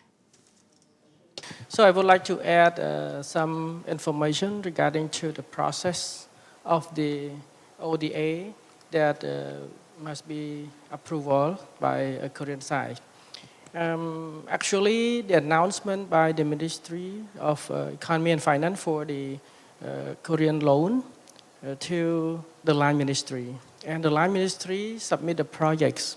However, we got the depth interview from the line ministry that the process takes so long. So they have many meetings during the discussion meetings, and online meeting also many meetings. And after meeting, they need to find the consultant. And finding the consultants, some consultants come and change the project, and then after that change the consultants, the project also change. And this occurs oftenly. That is occur oftenly. So this is the issue that the line ministry mentioned, that the poor coordination. This is what the insight, the key that I mentioned about the poor coordination. And then the project approved already. And then the implementation fund is still delayed after 2 years. And the growth of the society is changed. So the bridge that we need to construct it must be changed to another bridge, must be bigger, so the project must be changed. And then it takes 2 years to 3 years to 4 years, 5 years, until now almost 10 years. So this is true, that what happened. And this that we call poor connection. And also another project is sustainability. For sustainability, I had done research on the Semal Undong projects, rural development. There are 19 projects for the 19 projects in the 19 communes in Cambodia, and also it sustained only 3 projects after withdrawal of the Khoika after the project ended, and then the community is failed after that because of lack of, I think, together with the system, community system, management system, and also the education of community participant as well. So only the three project is sustained. Yeah, so this is what I want to add for further clear about what my presentation, since the time is limited. Thank you. So if you have any question, please, I'm waiting to answer any question. Thank you. 네, 감사합니다. Thank you. As I heard what you have discussed, I have some issues I have forgot about, then I became aware of those again. Regarding procedural issue, effectiveness, how are we going to manage budget well and performance of activities, continuity and everything? From the government level, how about management? How to effectively manage the projects? This is an important issue. When we plan and implement ODA projects, of course, there are trials and errors. However, we cannot just think about the result and then, we should have done this and that. But prior to the project, we have to think through everything. Also, Director Kim Soo-na mentioned that the human resource capacity of Koreans and the recipient countries' human resources are important. I agree with her. Based on our experience, the project manager's consulting capability is different among different consultants. And most of the projects are done by our hired project managers. So if the project manager is very experienced, then the project is implemented rather well. However, in some other cases, they are having difficulty communicating and creating problems, and these occur several times. So from the National Procurement Office perspective, our capability should be strengthened. Also, local human resource capability should be strengthened. For example, in the case of bridge construction, the Friendship Bridge construction, high-tech designing was necessary, and consultants were able to draw the designing engineering, and the relevant department should be able to write plans to hire the right person. So they say they lack their capabilities. So how can Korea help them? So we have to plan in advance and get the help of the system. So the system should be well established. So then, how are we going to solve the structural and system problems? We will put our recommendations in our report, but the most important thing is that the major stakeholders and ministries and agencies should have an open mind and think about how to change the structure and system from a long-term point of view. I think that is necessary. Thank you very much. 님이 Well, thank you very much. Dr. Lee Eun-seok has been a PM for the national agenda, and she has been the responsible person for Cambodia. But she has a very severe cold, and personally, and also she has been so busy so far. I understand how difficult it was for her, but I had to invite her despite her unhealthiness. Thank you very much for your contribution for this session today. At 4 p.m. today, in the next session, I will be back with all these other people, and also we have the Indonesian PM coming over here. I am the general PM project manager here. I learned a lot by executing these projects so far. We know that there have been problems sporadically, and also we knew that there were problems coming from each project, but it was a very rare opportunity for us to look at generally what are the problems of our strategy of Korea together, Cambodia and Indonesia. It was a very good opportunity for us to look at the overall picture about what we do in our ODA projects. So KIEP has been very excited to see this kind of starting point of a new project and research like this.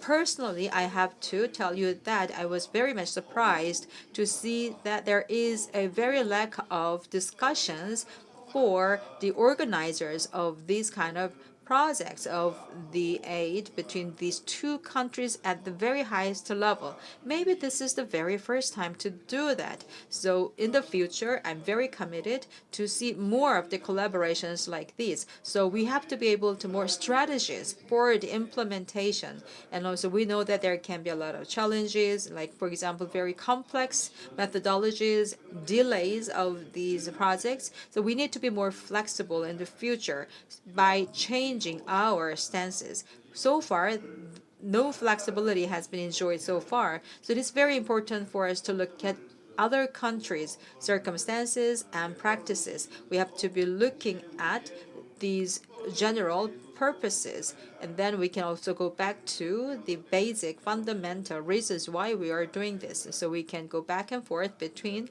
the internal matters and also external factors and practices. And also the Royal Academy of Cambodia has been dedicated to our projects, and also although it was a very short period of time, they did the very wonderful co-work with Korean counterparts in order to discover what are the most important things and what are the biggest challenges, and also what should be desired in the future. It was very effective research as we did so far. So I'm very proud to tell you that we were doing something very meaningful for the future steps. Now is the time for us to enjoy the questions from the floor. So we have a lot of people here, so please don't be shy to ask questions before we wrap up the session. Time is set, but we are already exceeding our time, so I can only entertain several questions. I asked the organizer to give us some more minutes. So the floor is open, so if you have any questions, please raise your hand. The microphone will be provided to you. Any questions? 네. Thank you. There's a hand. Please give him the microphone.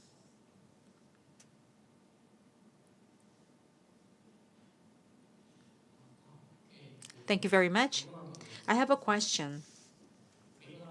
In Korea, the ODA of Korea compared to other countries' ODAs, what is the differentiating factor? So would you like to elaborate what differentiating factor does Korean ODA has compared to other countries? Yes, that was a question about Korean ODA particularities. According to the surveys that you saw before, as Dr. Kim Soon-ae mentioned, overall we saw very favorable responses. Nevertheless, we saw some disagreements or dissatisfaction. So overall, the ODA projects have done very well. So I was not able to give you the very minor details because of the time constraints. If you want to know more of the details, then we can also ask these people later. So that's no, only the time issue. So why don't we have one more question? 네, 저기 예. Yes, go ahead. Thank you. Thank you very much for the wonderful presentations. I did have a question. Maybe I am not familiar with that.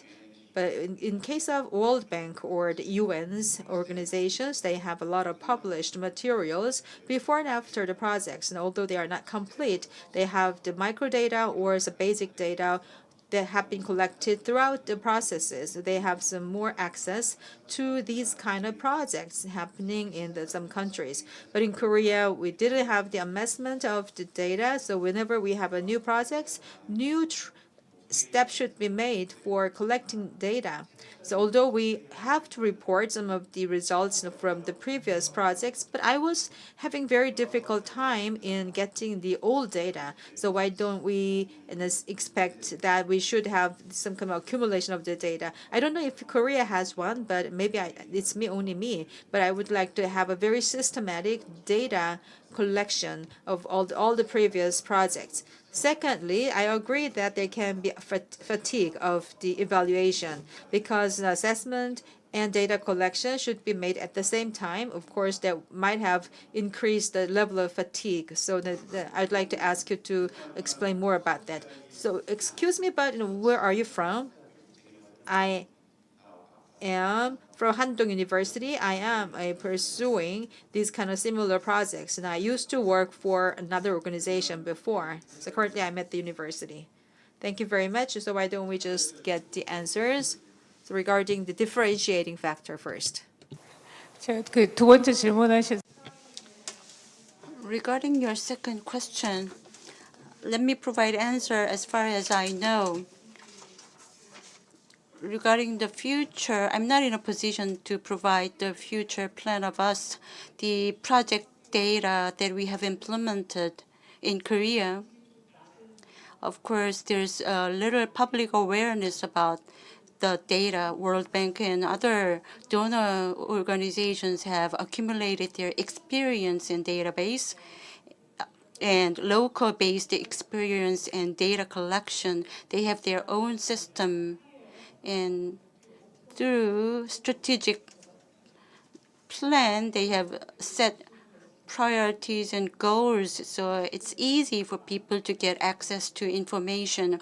However, in the case of Korea, we are lacking in that regard, and each agencies are trying to collect their own data based on each project, but that is not easy because their projects are small, and on top of that, they cannot add on to their existing cost for the monitoring and data collection. So these are the complex of factors that come into play in having difficulty in getting access to such information.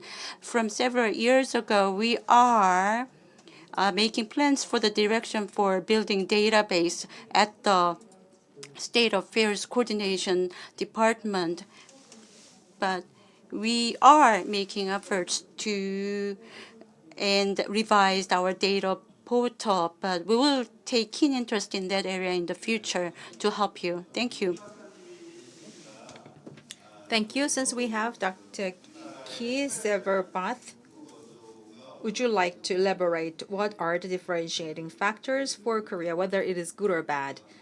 And that was the first question. The second question was about the data collection. Would you like to answer these two questions now?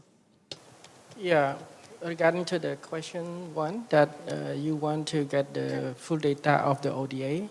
So I think we have two different ODA.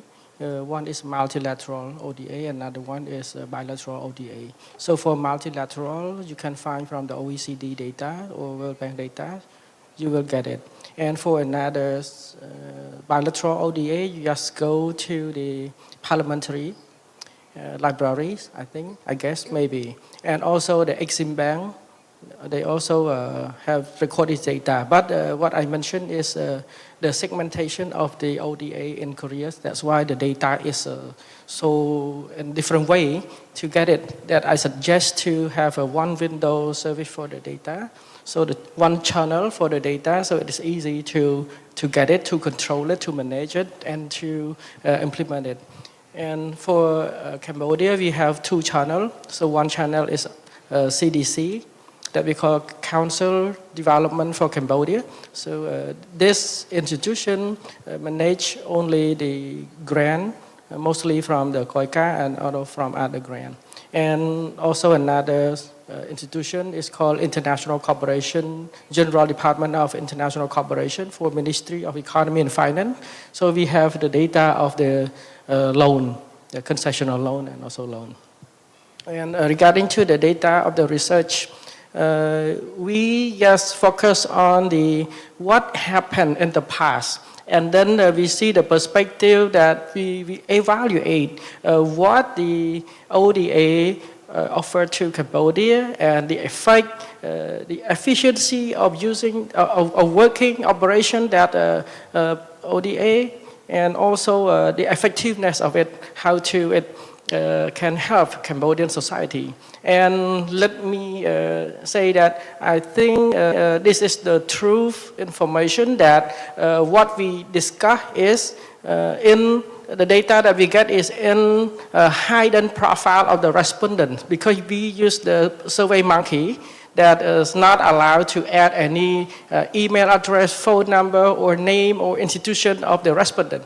And also another one is we do interviews, and the interview is like a technical team interview, since I also one of the one who criticized for constructive society in Cambodia. So you can see my name in the YouTube or anywhere in the Google as well. So the line ministry also know that who am I. So they want to express what happened inside his challenges to us. So this information that I collect. So thank you. 네, 감사합니다. 저희가 사실상 Thank you very much. Well, when we did this national evaluation this time for Cambodia and Indonesia, we were able to see what are lacking and also what can be improved further for our future capacity building. So we wanted to have the very practical solutions to these problems, and we will continue to do that until the end of the day. As mentioned earlier briefly, we should have the more coordination and alignment between the donor countries and recipient countries. And also at the local level, we should have the very local-oriented mechanisms between the agencies and also people related to that. We will further improve these systems as we are willing to do that. KOICA's role will be also very much more local oriented as a just player for this ODA. So the discovery of these projects and identification of the projects should be further strengthened. So far, we were intrigued by all these complex mechanisms of identification. We didn't have a very smooth collaboration so far, so it is true that we have a lot of things to be improved. This time, I'm very excited to use and utilize the results of this survey so that we can have the better input to the government office of the development and also the local organizations.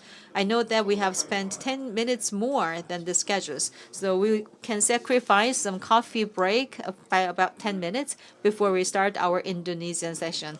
I'd like to thank very much for the speakers and the discussants today. Thank you.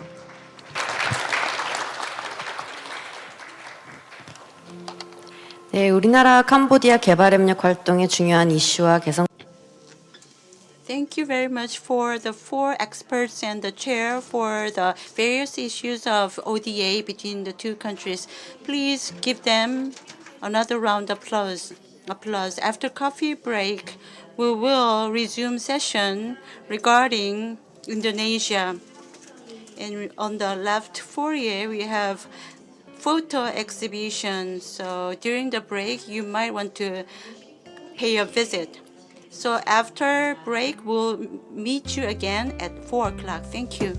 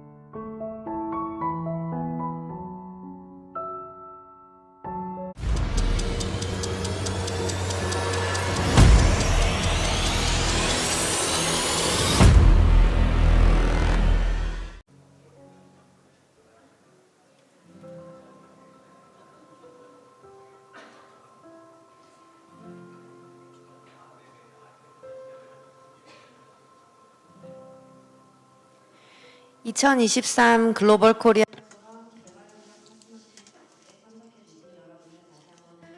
Once again, ladies and gentlemen, welcome to the Global Korea Forum 2023. This session is for sharing research results of Indonesia and Korea. So without further ado, we'll start the workshop. First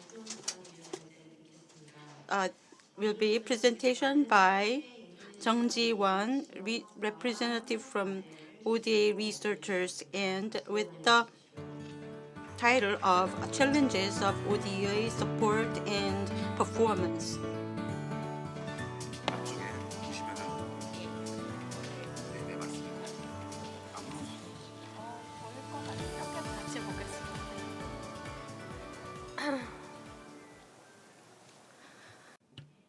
Good afternoon, ladies and gentlemen. My name is Jung Ji-won from KIEP, Korea Institute for Institutional Economic Policy. My apology for my sour throat. And this morning I found that I had a very bad throat. So I wasn't wearing my mask until coming here, but thank you very much for understanding. So I'll just take my mask off. As Professor Kwon Yul and the other speaker mentioned, they were responsible for Cambodia ODA. My job was to work on Indonesia, so I'm going to give you some explanations about what we did with the ODA projects in Indonesia. I will follow the same order of making presentations as the presentation on Cambodia did, because we joined together for these researches together. So my ideas and talk about Indonesia in ODA is mostly about Korean part. So these ones can be skipped. Let me now talk about background first. It's also same as the project with Cambodia. Once again, I'd like to emphasize that our research has had 3 pillars. Just like the Cambodian project, we were trying to look at strategy. The next one was implementation. And the third one is these flagship projects. We wanted to look at all these 3 areas throughout research. And also for these pillars, we did a lot of literature studies as well as local surveys and statistics. So we were able to get the results of our project so far. This graph shows you the overall change of the relationship between Korea and Indonesia. As I will be describing more in detail later, as of 2020, Korea was ranking 3rd as the donor in Indonesia, excluding the multilateral organizations. Of course, we can have some higher positions in some projects. I visited France in part of these programs, and people in France said that Korea is actually leading higher in terms of the number of the projects in ODA. In other countries, it is higher than France, they said. So I'm very proud to say that Korea has achieved a lot in terms of its status with the ODA. And this is CPS, Country Partnership Strategy, which was amended as of 2022.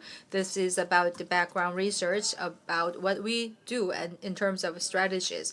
Among them, what we covered out of this here is to look at the long-term strategy of a country. So we were looking at a very long term from 2020 to 2025.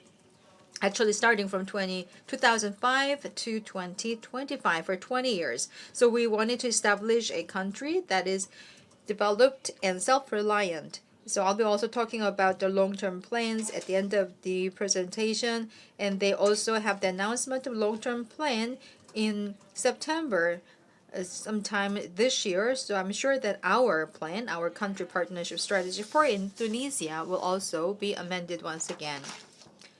If you look at the pillars here, we have the transportation, public administration, environmental protection, and water management and health sanitation. Out of these 4, the most frequently used one is this last one, 4th one, water management and health sanitation, taking about 42%. This is based on the last 5 years statistics. So you see the bilateral ODAs, if you look at this ratio only, compared to any other donor country, in this area of water management and health sanitation is the biggest focal point by any. And also, Australia is the biggest donor country for Indonesia. And also, if you look at the cases in Germany, France, and Japan, as you see on the right side of this slide, they do have different mixture and makeup of their pillars of the strategies. Now, we wanted to look at the types of the ODA. So Korea is mostly doing the project type ODAs. Other countries also saw the big portion of the ODA, but when we actually visited some of those countries, in Germany, they started with the budget support in the beginning. So they were starting to have these programs as well. Now this is the slide to talk about the major agencies of Korea. So you are familiar with all of these, I'm sure, so let's skip this. Next one. This is about the ratio. So in terms of the transportation for the last 5 years, Korea has provided ODAs to Indonesia, taking about 10% of the overall ODAs, to be followed by public administration at 25%, and then the environmental protection 15%, and water and management and health hygiene taking 50%. So in general, in the CPA, the country project strategies, if we have the very important areas, the important areas mean that they should be taking more than 75% because we wanted to have the concentration and selection. But we do not have any hard rules about these percentages though. So we wanted to have a total amount of the budget allocation, which we believe are very optimal. But in case of the transportation, compared to others, they have a very less ratio than expected, so only 10%. So we had our survey from LPEM that will be covered and mentioned. So when we have the most important pillars, we need to have some adjustments onto this. I'm sure that the transportation will be on the limelight once again. So regarding these 3 pillars, we do have several points to make individually. First one is to look at the relevance of the strategy. We wanted to know whether our strategies were really relevant to the recipient countries to be aligning with the needs of these countries. Secondly, we wanted to know whether our implementation process was efficient or not. So this process was used in order to our efficacy. The third and the last one is that for the last 5 years, if we had some successes in some of the cases, by success I mean we were selecting some of the projects based on the results rather than our randomness. For the last 5 years, we looked at the highest ranking in terms of the sizes. We were trying to see the biggest projects so far, and then we just made a list out of them. Also, through the consultations with the line ministries, we also wanted to know which are the flagship projects. And then whether we will go to the in-depth discussion or not, we also have the meetings with the line ministries. Of course, we do have EDCF and KOICA, which are the main important agencies of Korea. They should be always working in these countries. And Indonesia is also one of the countries that are also working with KOICA and many other agencies of Korea. So under the name of the selectivity, we wanted to look at which agencies are working. So I'll be also talking about these details later in my presentation. So we also did some research about what they do in terms of these agencies.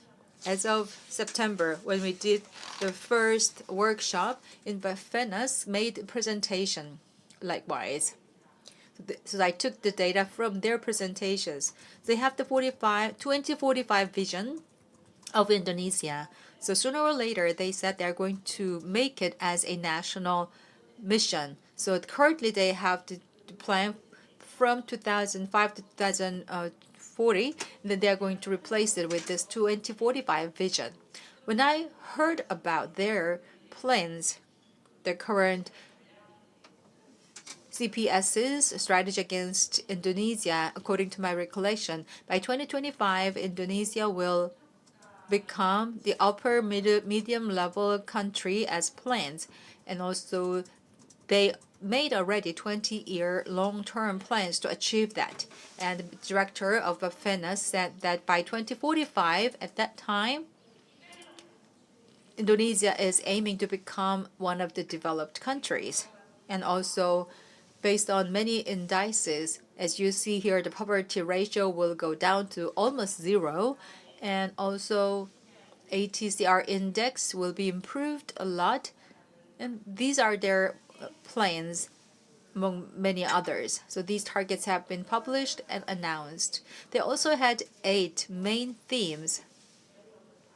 So the development agendas were also announced on these 8 areas.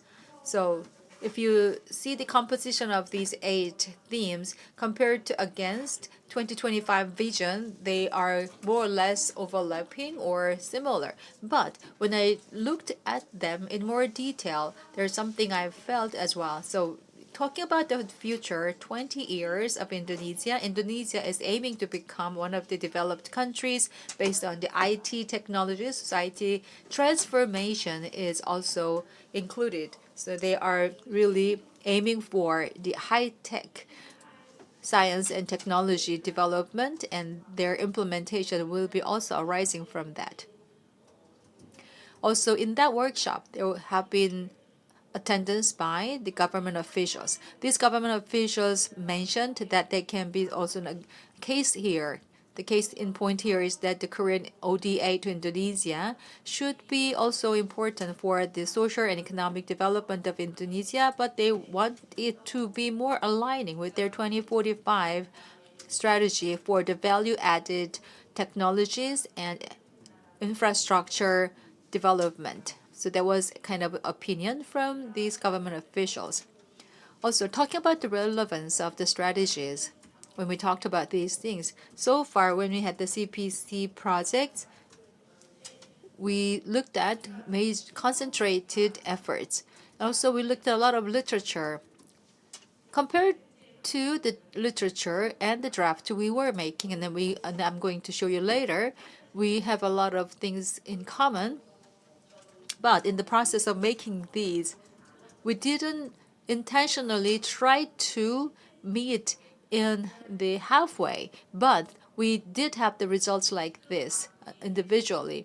So as Professor Park mentioned, we have our strategy made, and then based off of this, medium, long-term, and short-term plans will be completed. And they also gave their opinions that the coordination with Korea is more expected.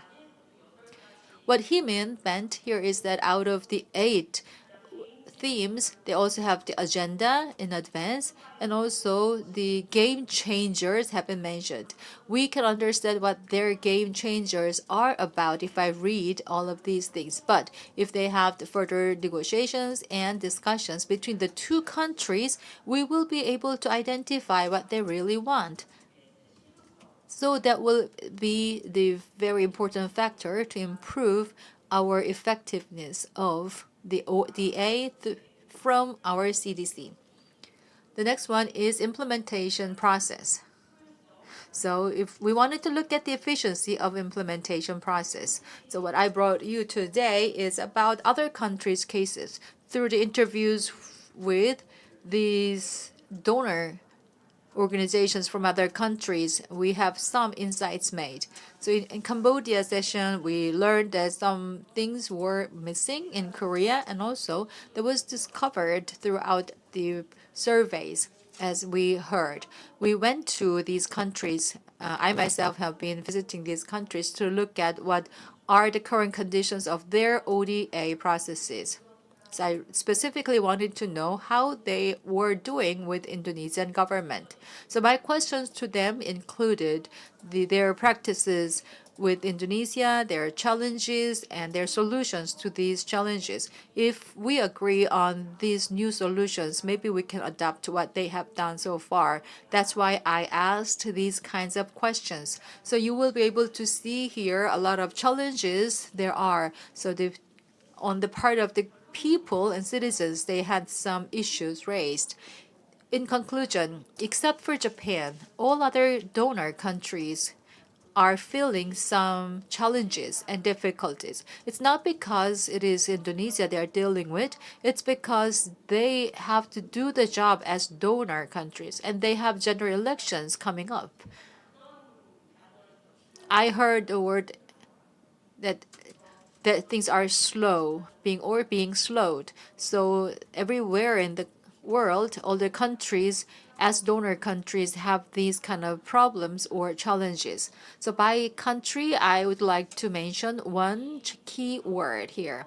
And also, before having these interviews with these countries, we also had some foundational research on their ODA practices in these countries, and then my questions were about actual implementation of their systems. First, between India and Indonesia, they had the triangular relationship, and also MRT project is very big at the moment. So the multilateral railway transportation project is very big, including Vietnam. So they are now under training session for these projects. Also, along with the Indonesian government, they are using this as a tool to strengthen their relationship. That was for Japan. And also in case of Germany, Germany had their loan systems. They're mostly using their loans. And also they have their implementation of the loans. In the first session, we were hearing about this time lag or delay of the feasibility studies. This again has also been a case of having issues with the feasibilities. After feasibilities is finished, then they can start implementation. But by that time, the social situation or economic situation of Indonesia have already been changed. That's the dilemma they have. Another thing I heard from Germany here is that I actually visited KfW in Germany. What they said is that as regards to the request of the data, they should have the negotiations amongst the donor countries to make suggestions to Indonesia. So that would be a good idea for us to do that. At the same time, they said they didn't have any official consultative body amongst the donor countries. They have only unofficial mechanism of communications channels. The next one was France. So France, as for this kind of ODA system, they said that their field practices are quite complex. As you know, France has a lot of line ministries like the Ministry of Foreign Affairs and Ministry of the Economy and also AFD as well. So compared to Germany, AFD in France said that, responding to our question about the authority of the agencies in the local markets, because we have some issues with the authority of KOICA in the field. While Germany had a very good authority of the agency, France was different because what is important has to be reported and discussed with the headquarters in France or with Bangkok. Another thing about France is that when they were working with the Indonesian government, at some points of time for ODA to be started, they should have the capacity building projects to be provided together. That was particular about France. Now, about Australia, they were kind of the observant stance. So it was actually same for other donor countries as well. Nowadays, the Indonesia and many other medium income countries, they are trying to use ODA as their development of the countries. But in case of Australia and Europe, we asked the question regarding what were the conditions of the development financing. Australian market was not so much mature for accepting the development financing. In the United States, in the U.S., as I heard, I had an interview with DFC, which is a donor organization. They did have some efforts to have the allocation of the projects with their counterparts. They also wanted to have more A's, so it was quite recommendable to practices. Next, I'm going to talk about the effectiveness of selected activities. So we did have several flagship projects, but we wanted to have classifications of these projects by effectiveness. What makes the projects effective or not? First and foremost, there had been using various sources of financing, and also they have to have a variety of the workers inside. And secondly, they have to have the support from the local communities, and very active projects should be explored. And thirdly, as emphasized by AFD in France, using the ODA projects, the capacity building of the recipient country should be achieved. And there has been a very good composition of the projects in one project that was represented by EDCF's projects of the loan, and also we had the dam construction and waterway construction. So they used EDCF for these projects. They were very exemplary. I don't think that this kind of project can be available for every country, but it can be a model that we can think of from time to time. And KOICA was accelerating clean energy access to reduce inequality, and Timor was the area where they did. And we can also have the variety of the models done by these kind of agencies, which are differentiated by the previous projects. Secondly, for the local governments or the regional governments, they have to have very active engagement. Also, as a result of our interviews, satisfaction level has been higher than others in two projects. The first one is KFC's restoration of burnt peatland in Jambi. So Korea Forestry Service had this project. The second project that was very satisfactory was KOICA's project for flood forecasting and warning system in Sitratam River Basin. So these two projects were requiring collaboration and communications with the local governments. Especially that was true to Zambi case, and they have been very successful cases of having the communications channels. As a result of that, they had a very good satisfaction level being interviewed with these recipients and beneficiaries. Last but not least, for the capacity building of these organizations, both in Korea and also recipient country, we wanted to have more promotion of the institutional systems. So, for example, we had the improvement of Electronic Government Cooperation Center of MOIS, Ministry of Interior and Safety. Secondly, also Ministry of Ocean and Fishery of Korea had the project of Ocean and Coastal Basic Survey and Capacity Enhancement in Indonesia.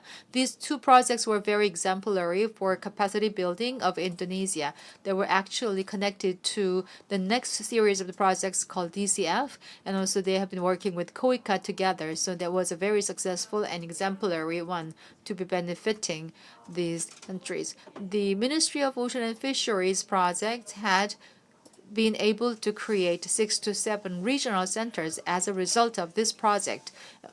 Researches on ocean and coastal areas were initiated afterwards. So it was meaningful in terms of this efficacy here. So that was the last slide.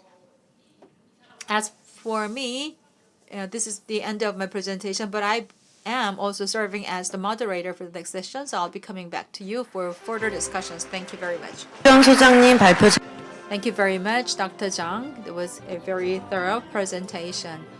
Now we'd like to ask the next presenter. Dr. Jahan Reski will be talking about the careers of fisher development assistance in Indonesia from local perspective. Dr. Jahan Reski from the LPEM FEB Indonesia. Please welcome Dr. Reski with a round of applause. Next page. Next one, page. Okay.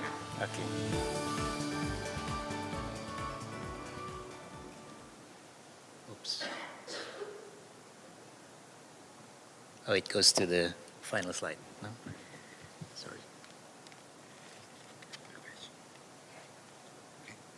This is the first page? Previous one, I think. No. Okay. Yeah. Okay. Great. 안녕하세요. Good afternoon, everyone.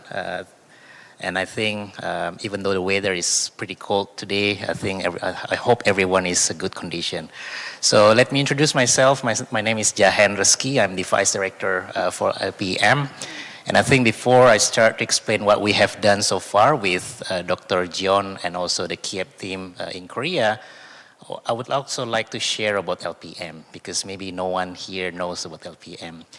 So I think for your information, we are like the oldest research institute in Indonesia.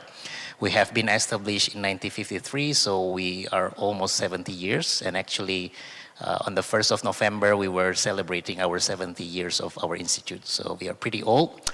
And this is an institute under the Faculty of Economics and Business at Universitas Indonesia. And we are focusing on research, consultations, and also training. And we have quite a lot of researchers at LPM, so I think we are pretty happy to help anything related to research. As I've mentioned, we are working a lot of projects. We usually publish our projects in terms of LPM brief. Also, if we think that the project can be published in an academic journal, we also make some version in working papers. And finally, we also manage our own journal. So if you have a paper related to Indonesia, you can submit your paper to our journal. Now, I want to share with you 4 things. So I think the previous speaker from Cambodia has helped me a lot in explaining what we have done so far, because basically what we are doing in Indonesia is similar to what our friends in Cambodia has done. But I think there are 4 key aspects that we want to share. First is, again, remind you a bit about the study. The second one is the result from the qualitative data collection. And the third point is what are the strengths from the Koreans ODA, and finally there are still many issues that can be addressed for further policy recommendation. Now regarding the study, I think Dr. John has mentioned about what we are doing before, but I guess these are the 5 key themes that we are doing at LPM. So first is basically trying to compare what are the challenges in terms of Korea's ODA before and after the pandemic. We also try to develop a comprehensive analysis of ODA, what are the support strategies, the system, and also the performance compared to other major development partners that have been extensively explained by Dr. John. And then also some other issues that might be interesting for colleagues here. Now, for the data, I think we managed to survey around 112 respondents, so slightly larger than what we had in Cambodia. And these are the governments or those recipients at the national and also subnational government. And if you are not familiar with Indonesia, we are an archipelago country. So we have around 70,000 islands and we have 34 provinces. So you can imagine the headache of people that want to try to doing project in Indonesia, because not only they have to collaborate with the central government, they also have to reach out to other 34 provinces, and to make you becoming more stressed, we have around 500 local districts. So you can imagine the problem when South Korea people want to do a project in Indonesia. Now all of these respondents have experience, so all of them have experience in managing ODA from Korea or also other donors. And we want to gather information about their perspective of stakeholders, their strategy, process, what can be done or what could be improved in the future.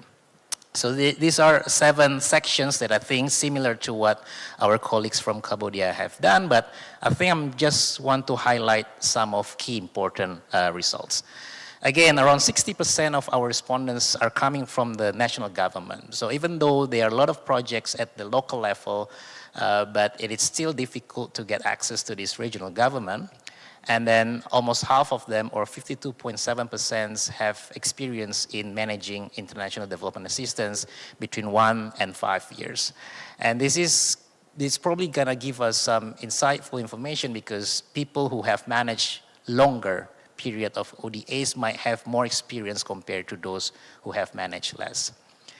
And similar to what our colleagues from Cambodia, half of our respondents managed to or have experience in managing only Korea's ODA, but also 45.5% have managed more than, so Korea's and also other donors.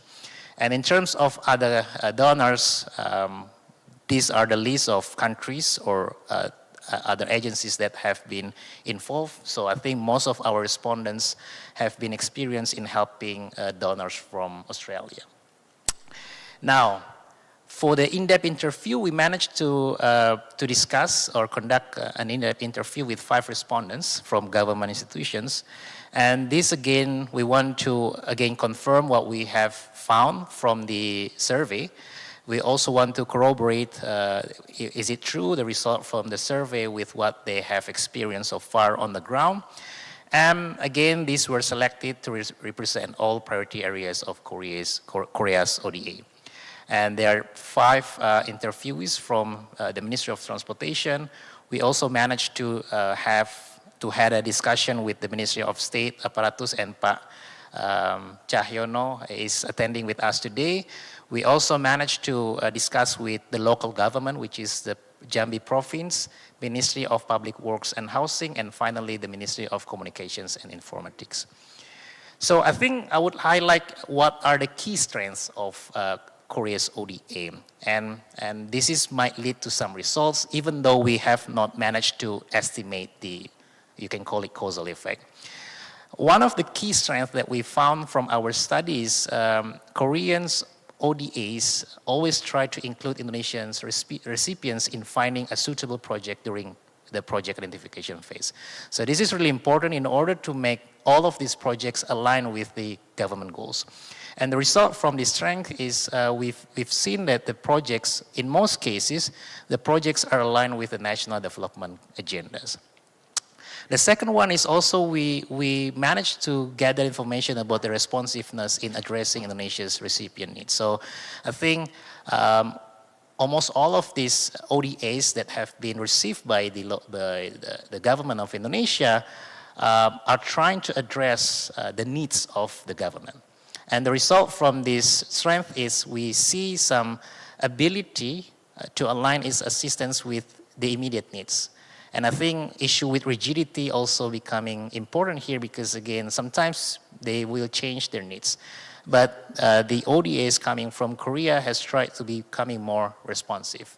The third one is the effective of planning. So the result from this strength is the planning is quite clear, comprehensive, and as it contains, it starts from the initial stage until the implementation and also the post-evaluation.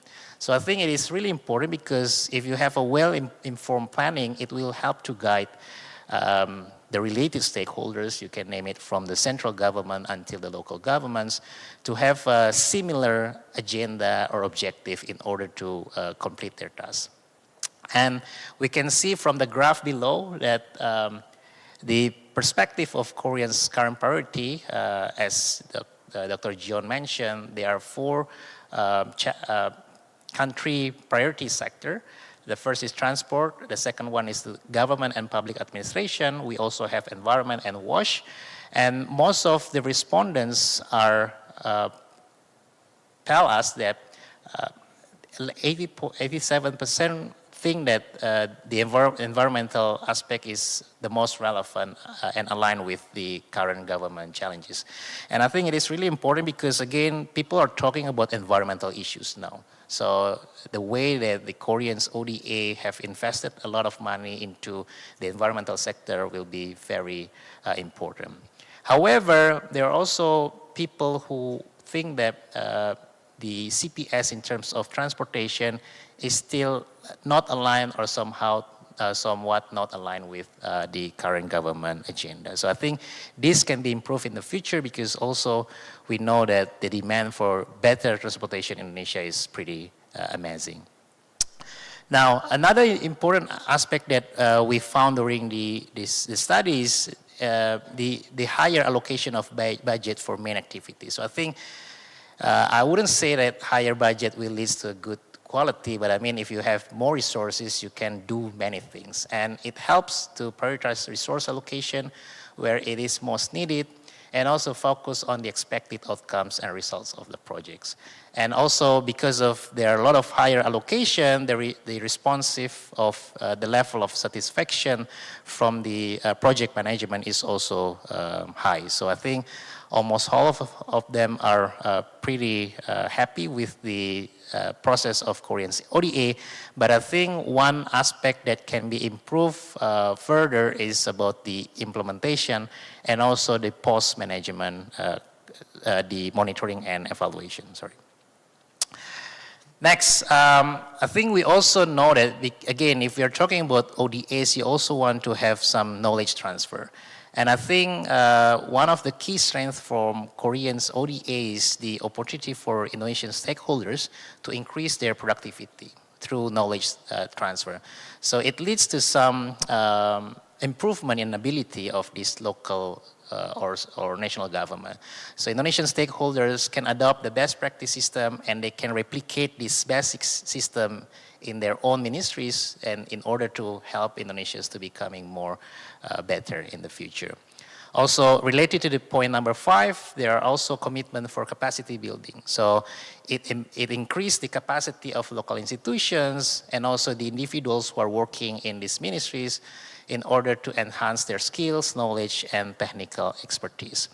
So I think almost 86% of our respondents mentioned that the Korean aid agencies' effort to develop national capacity is very effective or effective. And also in terms of whether the Korean aid agencies use the national system, I think almost all of them have adopted these national systems unless for the procurement system, which is pretty low, sorry, in this context. So I think this area can be improved in the future. And I think another important aspect that we found, there is a direct communication which will lead to a less problem in communication issues. So we have a very high satisfaction rate for communication and coordination between Indonesian recipients and also Korean aid agencies. So almost 95% are very satisfied with the way of the communication and also coordination between Korean aid and agencies. And I think almost 93% of our respondents are quite happy with the clear single communication, because again, if you have many things to be accommodated, then it's becoming a mess. And finally, I think in terms of monitoring and evaluation phase are carried out in detailed and strict manner. So I think it is really good because again, you want to make sure that all of these projects following the objective at the beginning, and most of them are quite happy with the way the government or the donors are doing their evaluation process. But again, we have some issues, right? And this is the issues that probably can be resolved in the future. And I'm trying to highlight what are the challenges, what will be the implication, and some recommendation in the future. First is, I think it has been mentioned before, expectation is relatively rigid. But again, if we are talking about long-term project, sometimes people change their objective and then this needs to be addressed. So I think we need to do some better communication about the achievable target at the beginning by both parties, and also maybe trying to introduce some certain degree of flexibility in the target set. The second aspect that we found it is quite interesting, even though there is a clear communication and also direct communication, but language and cultural differences are still becoming an issue. So sometimes there are some misconception, misunderstanding between the Korean ODA's agencies and also the government, which might lead to some inefficiency in the daily implementation. So I think maybe having some dedicated interpreter or doing some requirement that people who want to participate in this project needs to understand either Korean language and also Bahasa Indonesia. I think it is becoming an issue in the future. The third one is we found that the prolonged negotiation process due to some differences in expectation and some regulation might hinder the easiness of the implementation of this program. So I think, again, what we are trying to recommend here is we need to set expectation at the beginning of the aid, and also all parties need to do their due diligence, right? So to consider all regulations that could modify the original plan and try to revise the execution plan accordingly. And finally, set specific timeline and clear deadline for the negotiation process. Another thing that we find it is really interesting is even though there is some good monitoring process, but at the local level, there is still an issue. So no close monitoring and no report on the regional activities. Again, as I've mentioned before, we are talking about countries with 34 provinces, 500 districts, and then what you are hearing from the national government might be not true.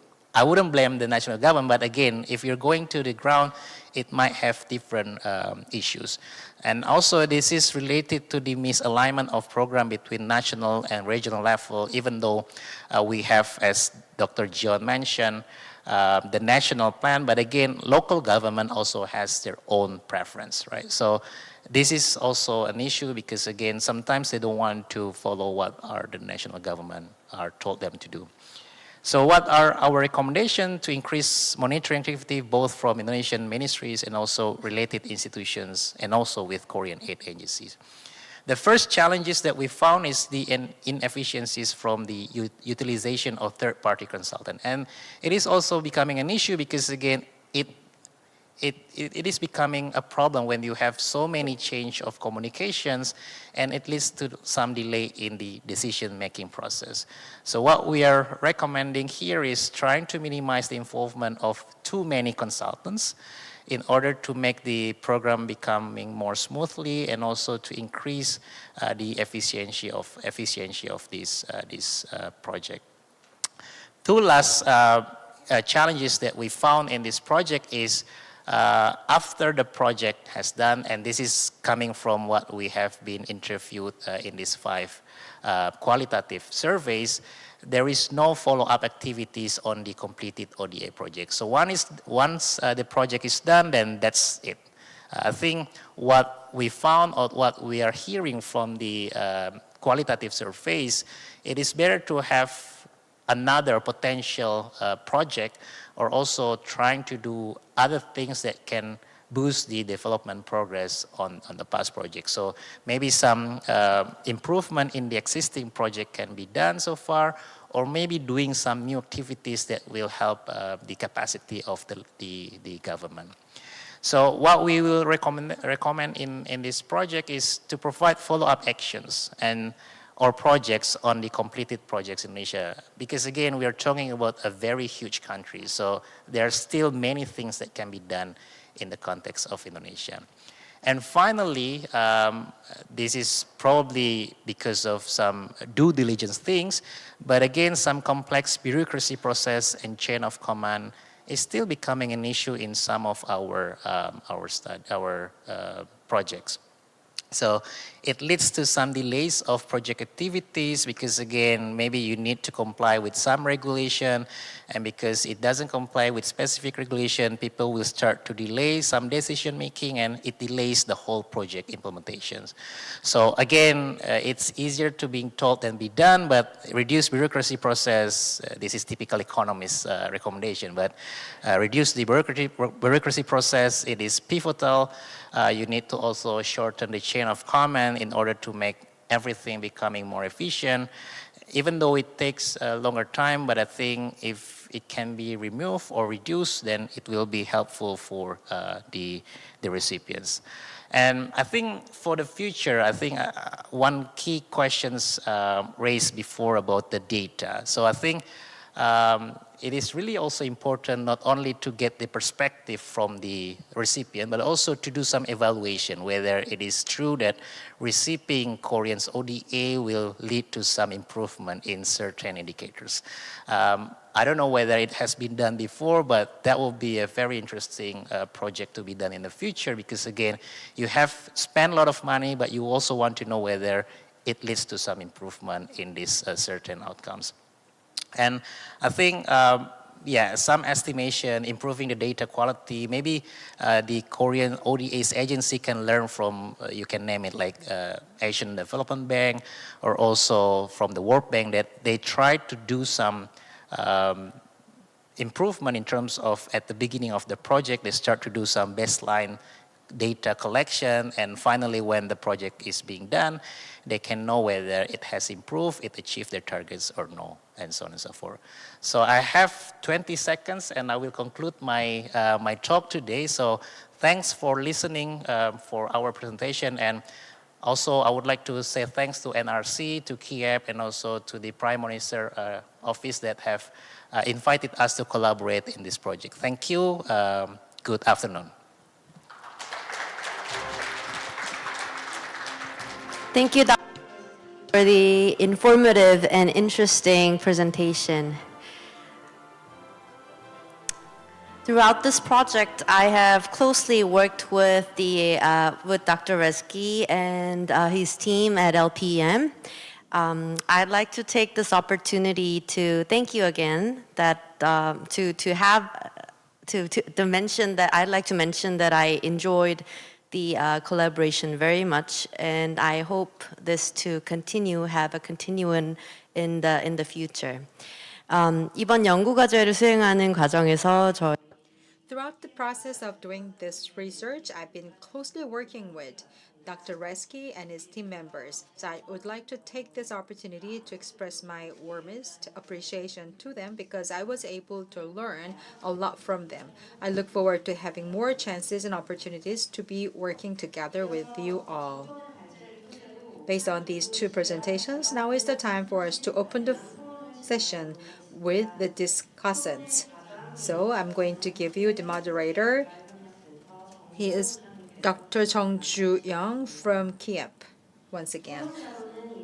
We also have our discussants. So those people are really experienced and expertised in terms of the Indonesian ODA. We now give you Professor Yoon-mi Kyung from Catholic University and Mr. Park Ki-young from the K-Water. Also, we have Dr. Kim Kyung-hoon from KIEP, who is from the Association of the Research of Fellowship. And also, we have our moderator. So, would you like to welcome all of the discussants together? Thank you very much.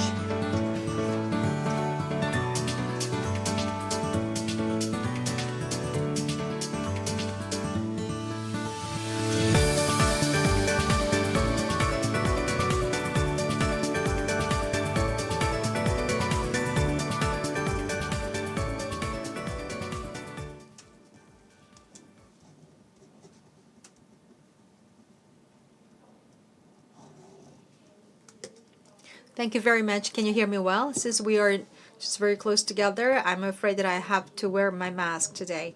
So, because I think I come down with flu or cold, but I'm not quite sure. So it might be something else. That's why I try to keep my mask on. I think we were very punctual so far, so we were given enough time for discussions until 5:30. So I'm going to now initiate our panel discussions. The order we will take will start from the discussants first. Each one of you will be given about 7 to 8 minutes for your time, and then we will open the floor for questions. And then we will combine all the questions together so that they can be delivered to both the presenters and discussants, and general discussion will be happening afterwards. I think all these discussants have been already introduced. What I think here is that we will start from the ODCA and K. Water, and then Professor Yoon, in that order first. So now, Mr. An Byung-wook from EDCF first. Thank you very much and good afternoon. I'm from EDCF. It is my very pleasure to be able to see you and also have a chance to have the discussion point. So I'm also actually working at KAXIM. So as in KAXIM, I'm responsible for EDCF. I've been in Indonesia for about 6 months. So I personally have a very good memory in Indonesia. I was in the OJT program for about 6 months after serving the company for about 5 to 6 years. I lived in Jakarta and I was able to learn a lot of things. At that time, I felt that Indonesia is a great country with big potential. I still do believe so. And then Indonesia has been developed a lot, and I'm feeling once again how potential this Indonesian country and people all at the same time. I'm responsible for loans, therefore, and I would like to give you some suggestions and ideas about the loan project with Indonesia. Indonesia is one of the focal countries for our EDCF projects. To Indonesia, we have about 25 projects worth of 1.8 billion US dollars, and this kind of amount has been already executed, taking about 5% of the overall EDCF projects. So out of the EDCF, we have 58 countries in the list. Indonesia is ranking 6th in terms of the size of EDCF loan. So far, EDCF has been following with the CPC, which is a strategy of Korea, and also long-term plan by Indonesia called RPJPN between 2020 to 25. And then also they have the plan to replace and relocate their capital city of Indonesia. In relation to that, they have the health, water management, and ICT. So our EDCF loans were for covering these areas. And then also water management was taking about 35%, which is the biggest one, to be followed by public administration, 18%, and then road and transportation, 15%. These days, we also have a very big project sponsored by EDCF. So we kind of have tendency of growing the size of the projects. As Mr. Chong Ji-yeon mentioned, in case of the Korean project, which is very large in scale, we also were involved.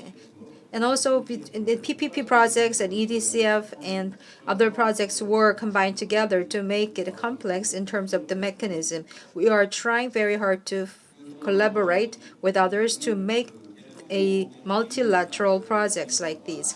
Climate change is quite important, and also transformation of ICT is also very important in Indonesia. That is why we selected green and telecommunications projects as the core project of Indonesia so that the local businesses can be growing. As of December 12th, we used to have the MOU, and then the credit line of 600 million was increased by 6 to 7 times, so it has already increased up to 1.5 billion US dollars. So in the future, the EDCF will have the zombie projects, and also by 2040, they also have the plan for the long-term projects. And our EDCF focal projects, we wanted to have a project where Korea is more superior than others in terms of the technologies, and we will also delve into the areas that we didn't go into before. In particular, Indonesia has a very big domestic market and has a great potential for the future. So Indonesia is one of the very important potential partners of Korea.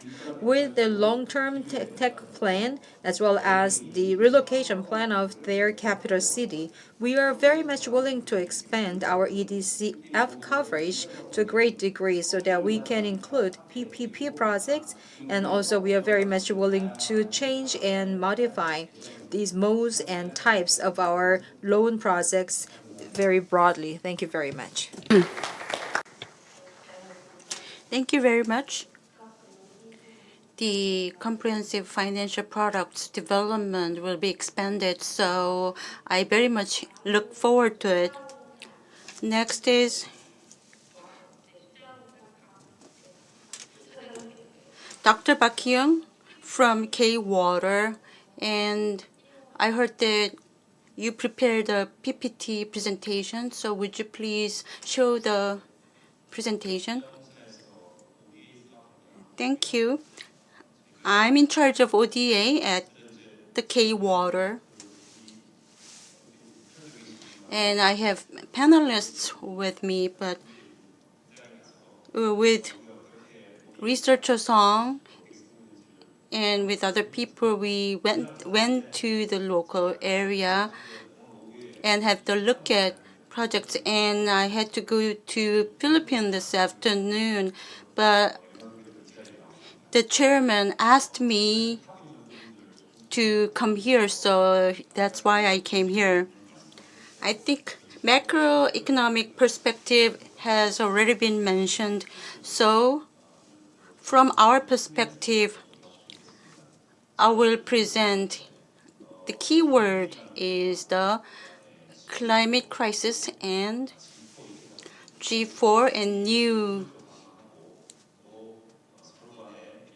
projects, and this is for cooperation and ensuring co-prosperity. And as you well know, it's a huge, Indonesia is a very huge country, and its GDP, its per capita GDP is still lower than ours, but it's closely coming behind us. And travel to Indonesia takes about 7 hours flight, and from west to east of Indonesia, it takes 9 hours. So I thought we, Korea and Indonesia, can become close friends. We have had diplomatic relations. Its capital is Jakarta, and it is in the process of changing the capital to a new place. And nickel and other heavy metal is a natural resource that they have plenty of.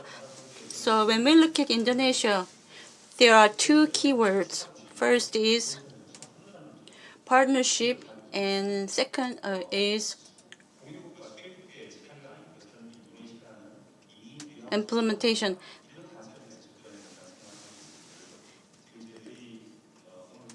Today's theme is ODA, but based on grant, we are talking about EDCF.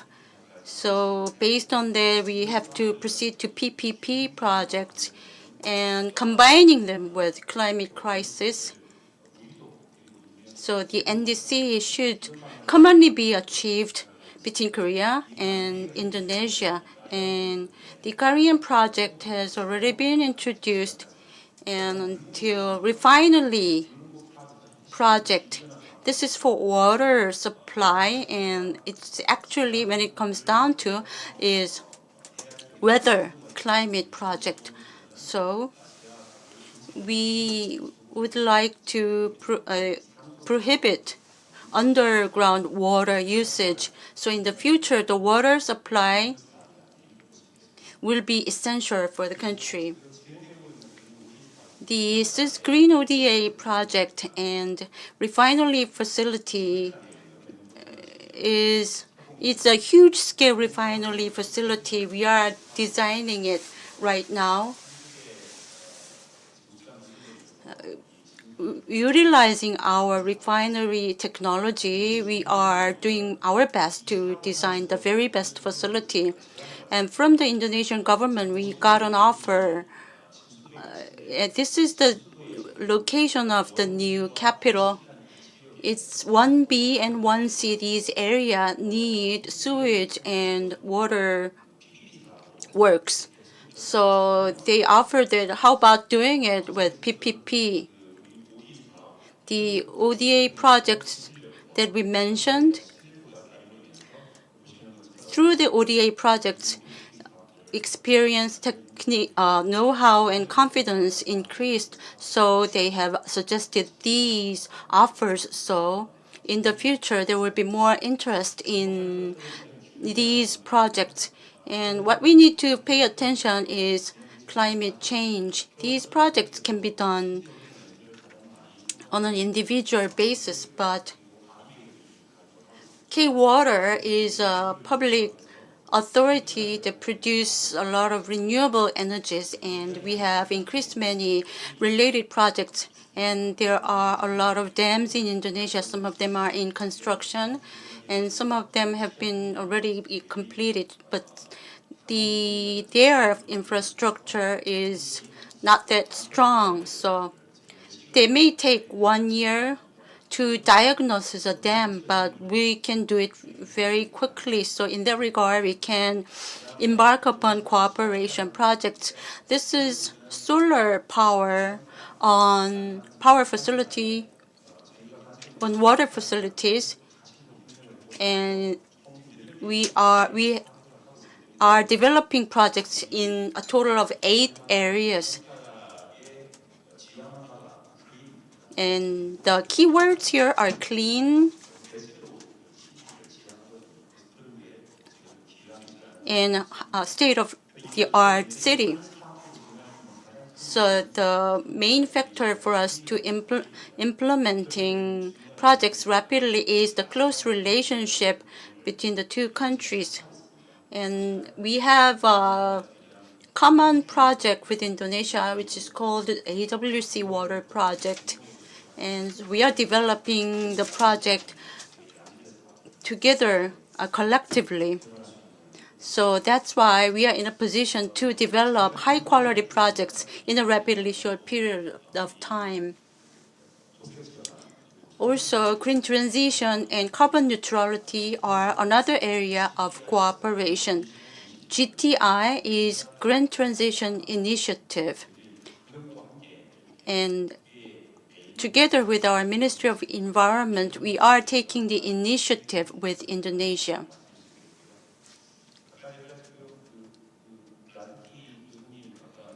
And also Professor Rezeki mentioned that monitoring after completion of ODA project is important. This is the project that was completed last year. And we are monitoring whether the facility is working properly, or if there is any system failure, we can remotely monitor what's happening there in Korea. So once Korea provided any assistance, we should make sure that the operation there should be smooth, at least for 10 years. This has been my presentation, and the water area takes about 50% of the ODA project. So we feel rather proud in that regard. So based on close network and cooperation, we hope that in many other areas, this kind of good relationship and cooperation is taking place. Thank you very much. Thank you very much. That was Mr. Park Ki-young. So coming from the government, thank you very much for taking your time to prepare the PowerPoint presentations. So you said that you're going to focus on the climate change, which I admire very much. In relation to this project, the climate change is also one of my majors here. So we are doing a lot of plannings for the climate change and climate adaptation. What is regrettable here is that, as Professor Jacob mentioned, the baseline should be prepared in the beginning.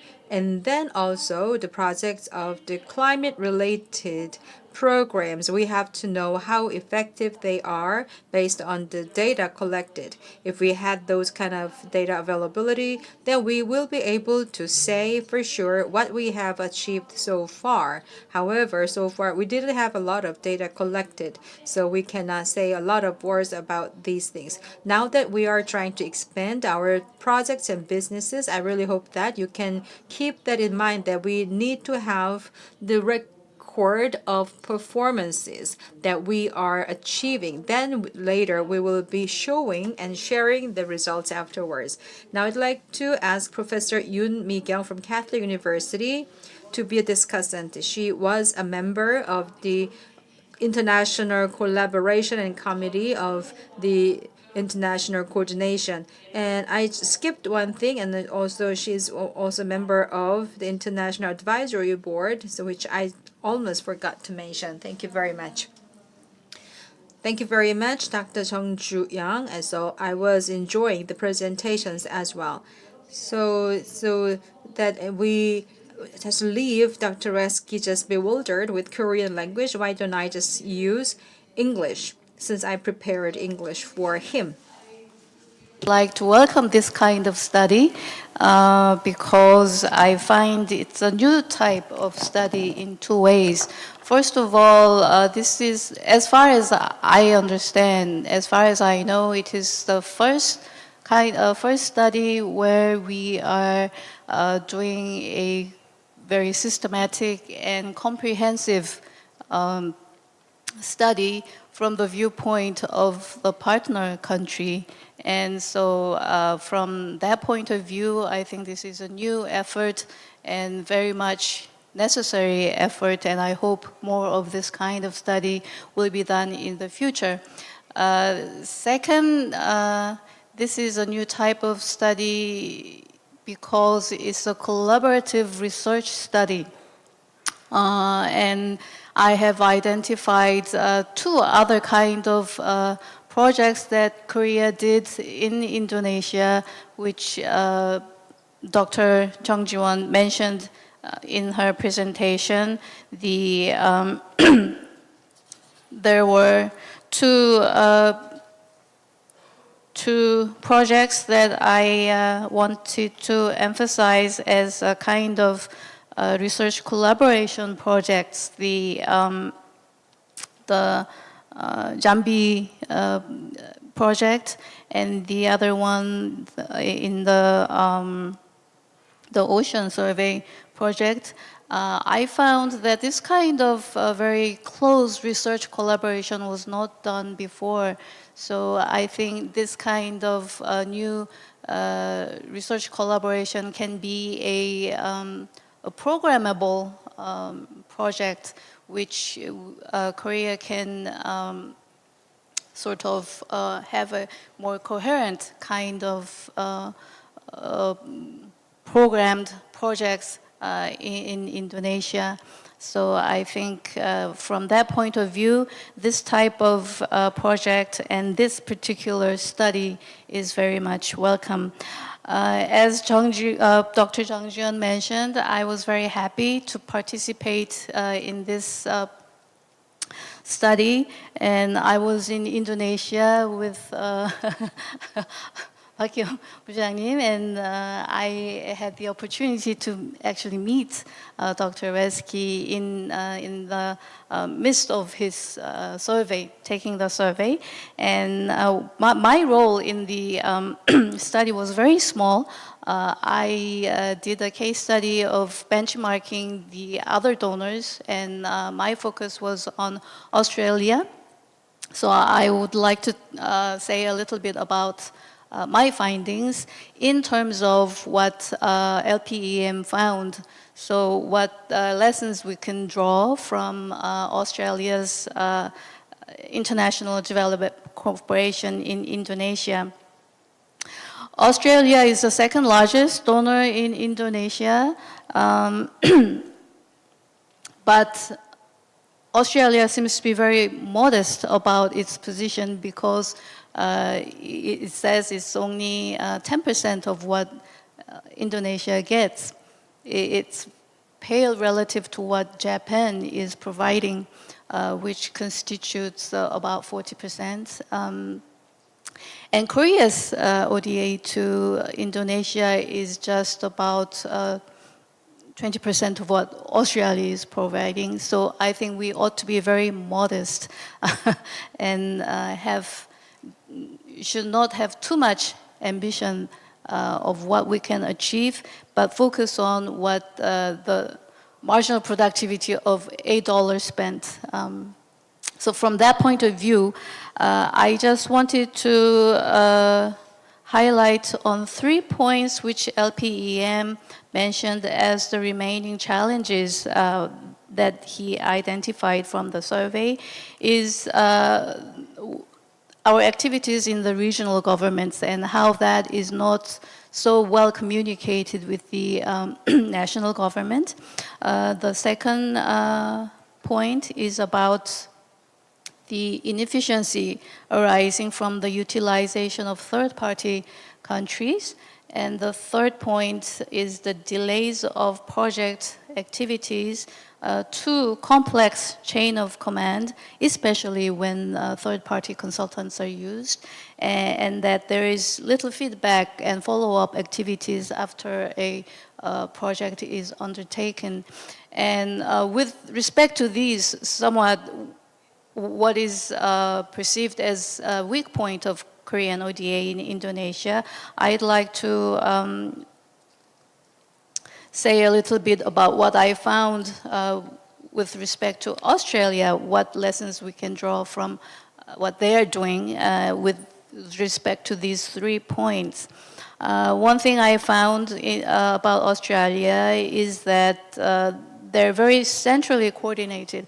Of course, Australia's ODA is very much focused on grant, about more than 60 or 70% or so, although they are shifting towards more development financing at this point.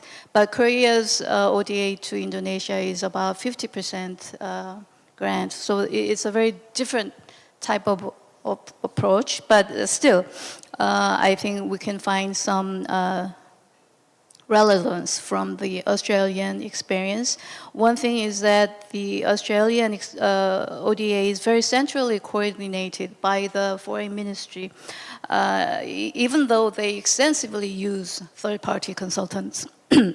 So what I am very curious is that in the LPAM study, the study surveyed respondents.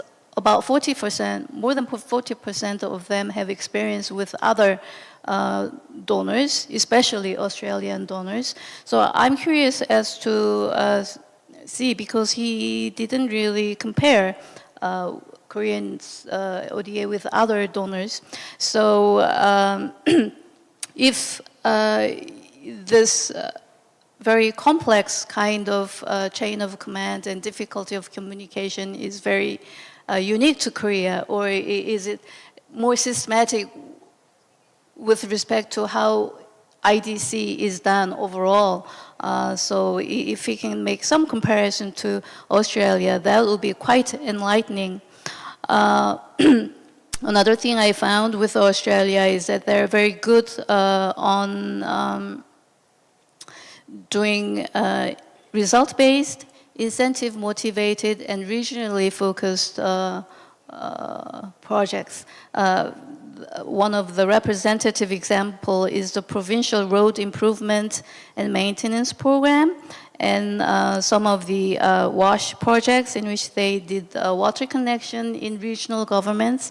And what they did was to let them know exactly what standards of performance is required in the projects. So when the road is built, after the road is built, this will be tested by local and international engineers, and after 3 months of performance testing, if there is no problem, the Australian ODA will compensate for 50% of the total cost. So initially, the regional governments do these projects on their own with their budget money, but if they do conform to the performance standard, they will get 50% compensation. So this is very incentive-driven and ownership enhancing.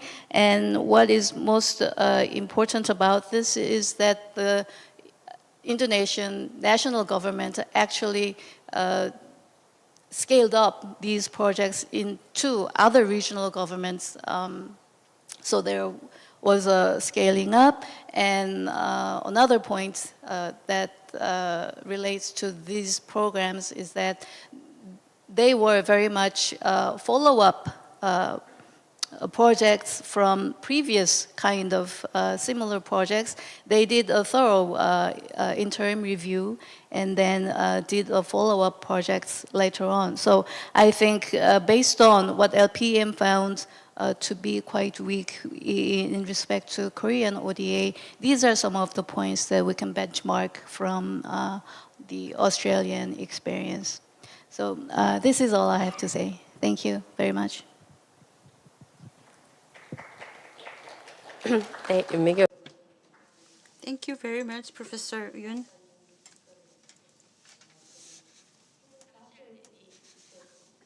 I think Dr. Reski might add some comments later, but lastly we'll hear from Dr. Kim Kyung-hoon.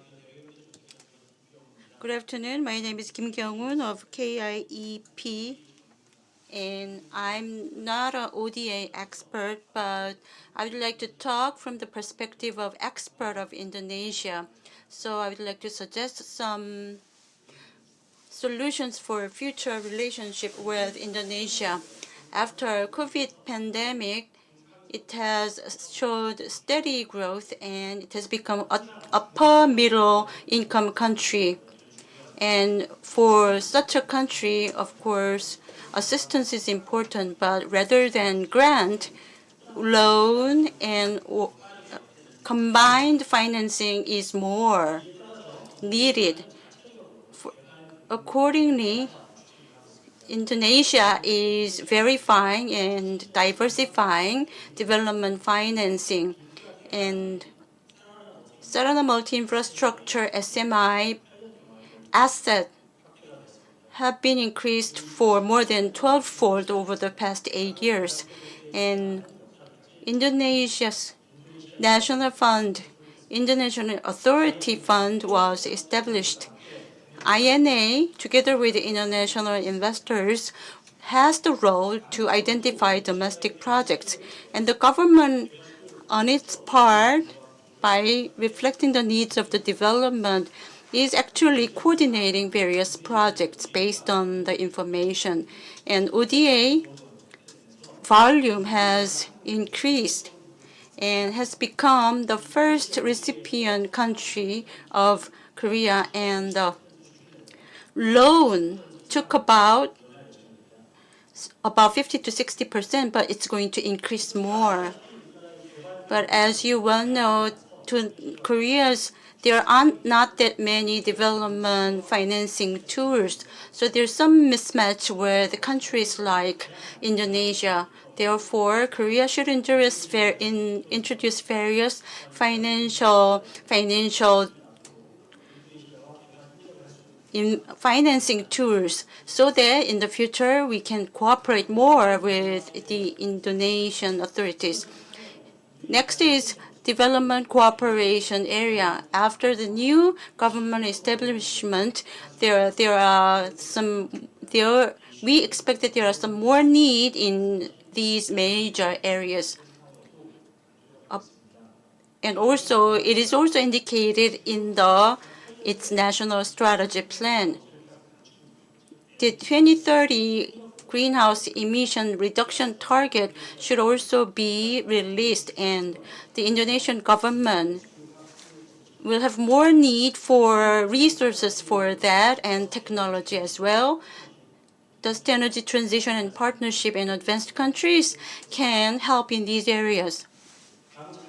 Next is resource-based industrialization. In nickel, it prohibited export of natural resources, which is a downstream strategy. This has performed well, so in other natural resource areas, it is expected that the Indonesian government will follow suit. But in these areas, it's labor intensive and it produces a lot of waste. Therefore, close cooperation in this area to solve the problems is needed. Also, next is regarding construction of a new capital. And the government budget to implement this project will increase. Therefore, there will be a huge need for development. However, after presidential election 2024, their strategy might be changed to some degree. Next is development cooperation mechanism. Indonesia has a strategy to increase its presence in the international society. The Indonesia will join hands with advanced countries to achieve the target. Indonesia has many know-how and development experience, and it's kind of a leader in Asia. So cooperation with Indonesia is pivotal for Korea in strengthening our strategy and cooperation. And this has been what I have in mind. And if these are implemented, then what Dr. Rezeki recommended might become more important. And also, I would like to ask some questions of Dr. Rezeki. So I will speak in English. For a wonderful survey and sharing the results today. So I've got 3 questions. My first question is with regard to communication. So why do you think the donors and the Korean donor agencies in particular hesitate to communicate their expectations, goals, and timelines early on? My second question is on flexibility. Flexibility is important, yes, but from donors' perspective, more flexibility could mean weaker accountability and less predictability. So how do you think we can get the balance right between predictability and flexibility? And my last question is a bit technical, so you might not have the answer today, but you show that about half of the respondents from the survey have had experience only with the Korean agencies, Korean donor agencies, and the other half have had experience with donor agencies from many different countries.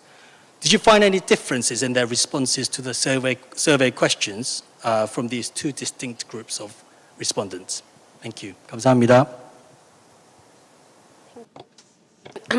There are several questions from Professor Yoon and Dr. Kim for Dr. Rezeki. So Dr. Rezeki will answer first, and I will open the floor later. Okay.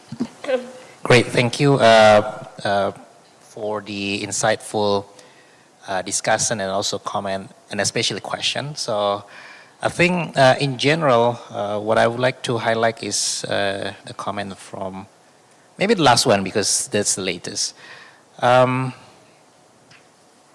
I forgot where I did. Okay, communication. So I think this is what we have found, especially with regard to the qualitative survey. And I think, I don't know whether it is important to have this, timeline and so on and so forth, because again, this has not been observed when we did the survey. So I think if we can manage to get some certain amount of specific timeline, what should be done in the specific timeline, what needs to be done in each period will be important, because it gives some clear things that could be done by these local agencies. I don't know whether it is because of some language barriers, for instance, because we found in our, especially qualitative survey, language is becoming an issue. So sometimes they don't really understand what are the donors wanted, and on the other hand, the donors also don't really know what are these governments really need. So I think the improvement in communication is really important in order to make sure that these works can be done smoothly and well done. Second one about flexibility. I think why this issue has came during our qualitative survey, because this is regarding to we did the survey 2 years or 1 year after the COVID-19 pandemic, right? And I think many of these government thought that during this COVID crisis, it is quite difficult to achieve specific targets, right? Because again, people around the countries need to reallocate their time, their manpower and anything to focus on minimizing the impact of pandemic. So I think this relates to what the government have faced during the pandemic, where they need to allocate all of their energy to tackle this pandemic. So I think I completely agree with you. We have to get some certain flexibility on. I mean, we need to find the equilibrium in which criteria we need to be more flexible, and also in which area or in which condition we have to be more rigid with these flexibility issues. Because again, agree with you, weaker accountability might becoming a problem in the future. Last question is about the respondents. Yeah, we didn't do this heterogeneity analysis between those who receive or those who have handling only Koreans ODA with those who have experience with other ODAs. And this is maybe related with the comment from Professor. We don't really gather any new information. I think we should have done it better to try to compare with what they perceive when they are receiving this amount with other donors. But I think one of the key important issues with Australian donors is because you mentioned they have one single entry point, like from the FED or the Foreign Affairs, Treasury, and so on and so forth. So I think it is clearly efficient, so they just need to comply with this one agencies. On the other hand, we might have several agencies in the context of Korea.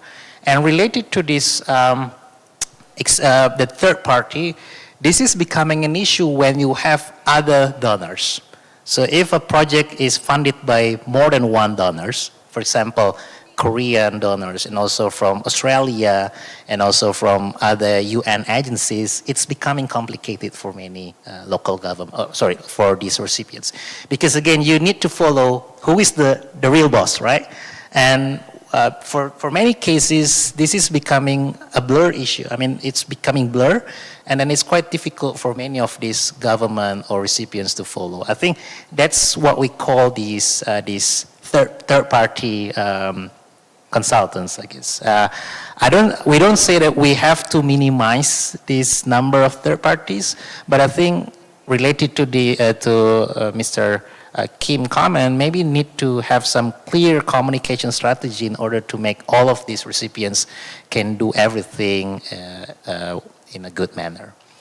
I think that's my comments. Comparison with other donors, maybe we can do it later on. I don't know, not in this particular project, Professor, but I think it's really important to do some comparison analysis with other donors. That's really important. Thank you for the comments. Maybe last thing, I think Dr. Kim has mentioned about 3 important topics. Obviously, energy sector is really important because again, the government has this pledge to have net zero emission in 2060. But again, it needs significant amount of money. I think maybe the Korean government can help Indonesia's government to boost the achievement of this target. The second one is nickel, yeah, because again, this is just one commodity. But if you read all of the pledge from the candidates for the president, they want to do it in 21 sectors or 21 commodities. And again, it is labor intensive. It needs more capital, but also it is more labor intensive. So I think that's also important. And finally, this is becoming an issue. So the president are really concerned about this new capital because there are limited foreign investors there. I don't know whether Korean government are really interested, but maybe foreign investors are quite reluctant to invest in this new capital, maybe because there will be an election in the upcoming year, right? So you're gonna probably wait and see who will be the president, and afterwards you're gonna start to invest your money. So thanks again for this comment, and looking forward to any kind of questions from the floor. Thank you. Thank you, Jay. 네, 그럼 이제 Now, this is the end of our discussion, but the floor is open from now on. If you have any questions or comments, please raise your hand.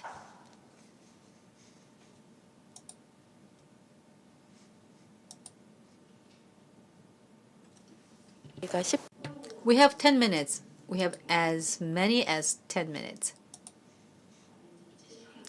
So I guess you're all tired. So I see no hands. Oh, there's only one. Sorry, I am trying to use your 10 minutes with my questions. Actually, I have two questions. K-Water representative mentioned a lot of projects, hearing that we have a lot of ODA recipient countries. Compared to other recipient countries, I believe this case is actually a model of more advanced technologies to use in Indonesia. Prior to use these kinds of technologies, is there any preparations in advance for Indonesia? Was it or possible because Indonesia was already ready for accepting these kind of high technologies? So I really wanted to know the level of preparedness of Indonesia. That was the first question. I actually two more questions. Secondly, as mentioned earlier, Indonesia is becoming more and more advanced. It is now aiming to become one of the developed countries. In that case, if we increase the ODA projects, which areas would be more promising in terms of the expansion of the projects? Water would be continued to be the focal point, or will there be other candidates of the project other than water? Third question, this might be a very big question or abstract question. Korea is a country that has been transformed from the recipient to donor country. I think Indonesia will follow the step of Korea in the future. So if Indonesia is more advanced than other neighboring countries, is there any secret sauce for Indonesia to be developing that faster than others? What is the differentiating factor of Indonesia?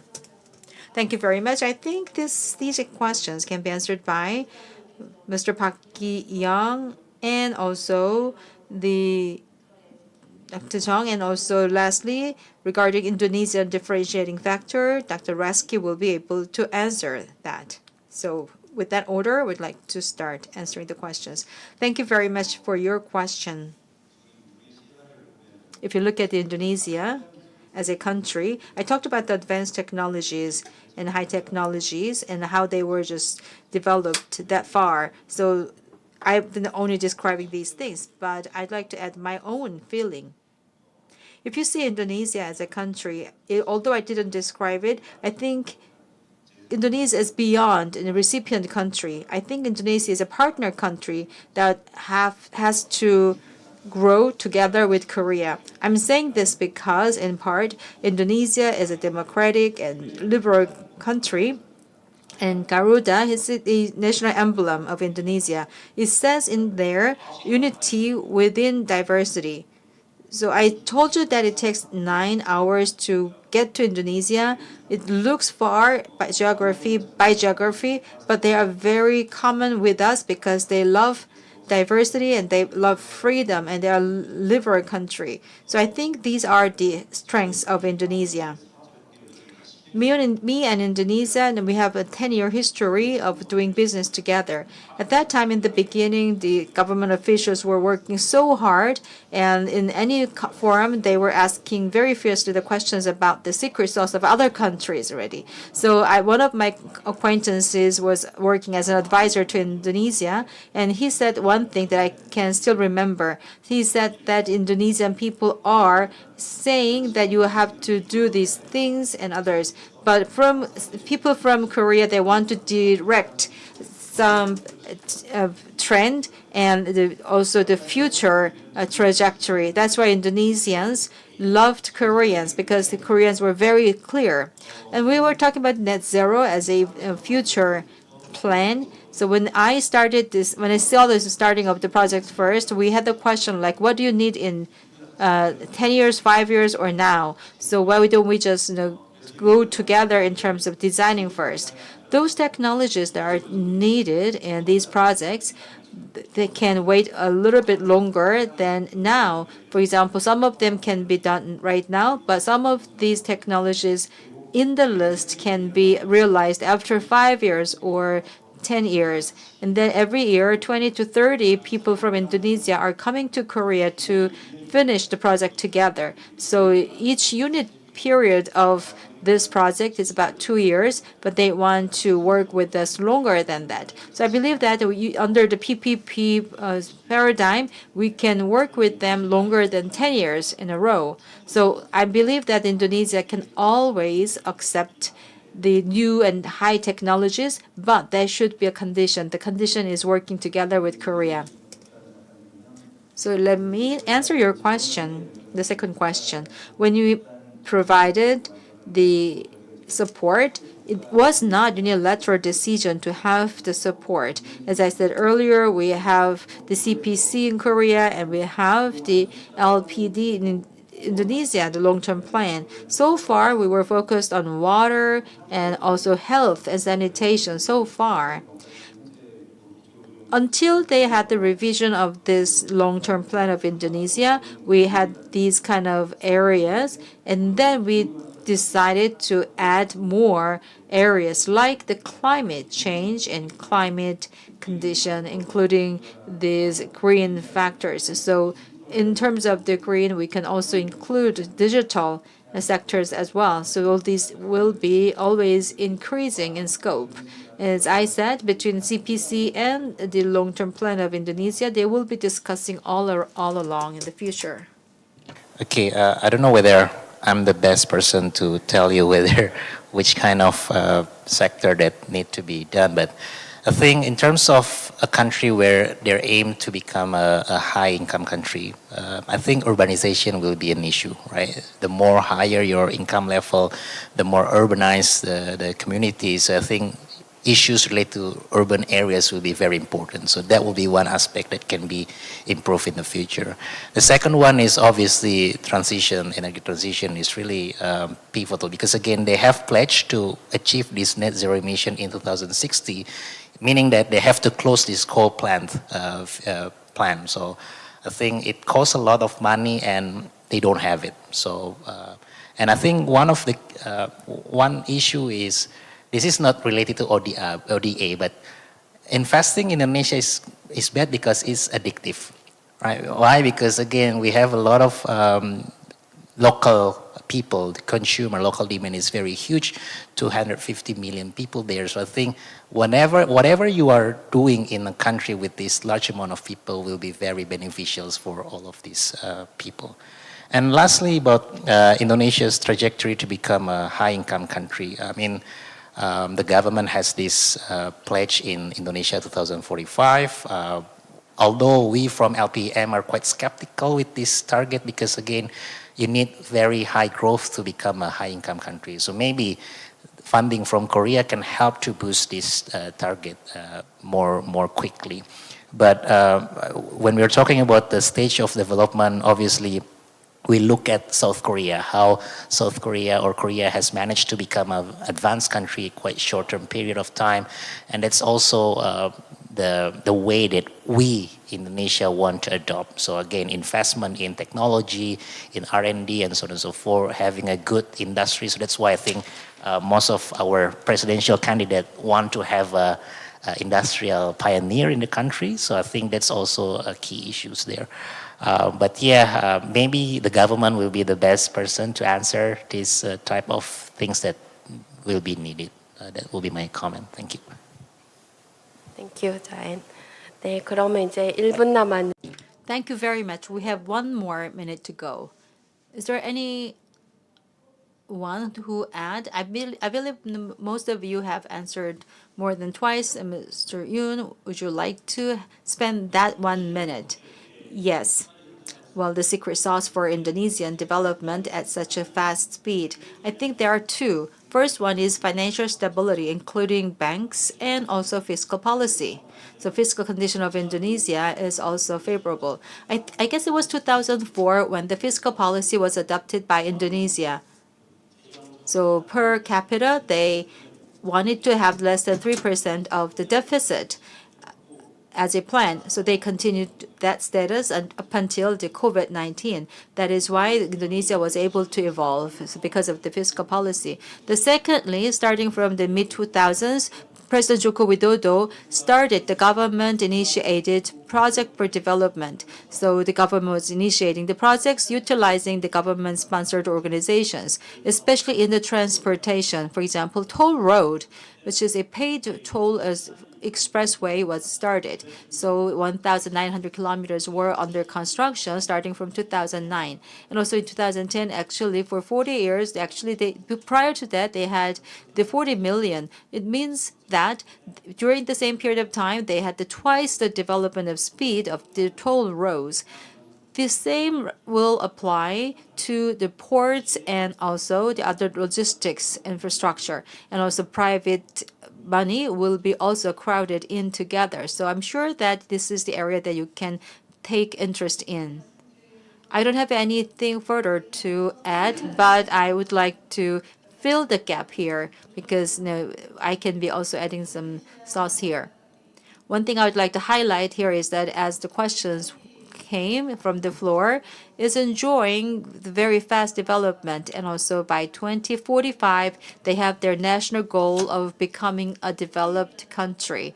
Therefore, this word of ODA might not be suitable for Indonesia anymore. Maybe development partnership would be a better word to describe it. As Mr. Park mentioned, we are partners between Korea and Indonesia. We have to go along together. We have to mutually benefiting each other, and it's not about this one way of giving funds to another country. So it's not anymore from now on. So what we can do here is that we should be based on the modesty as Koreans.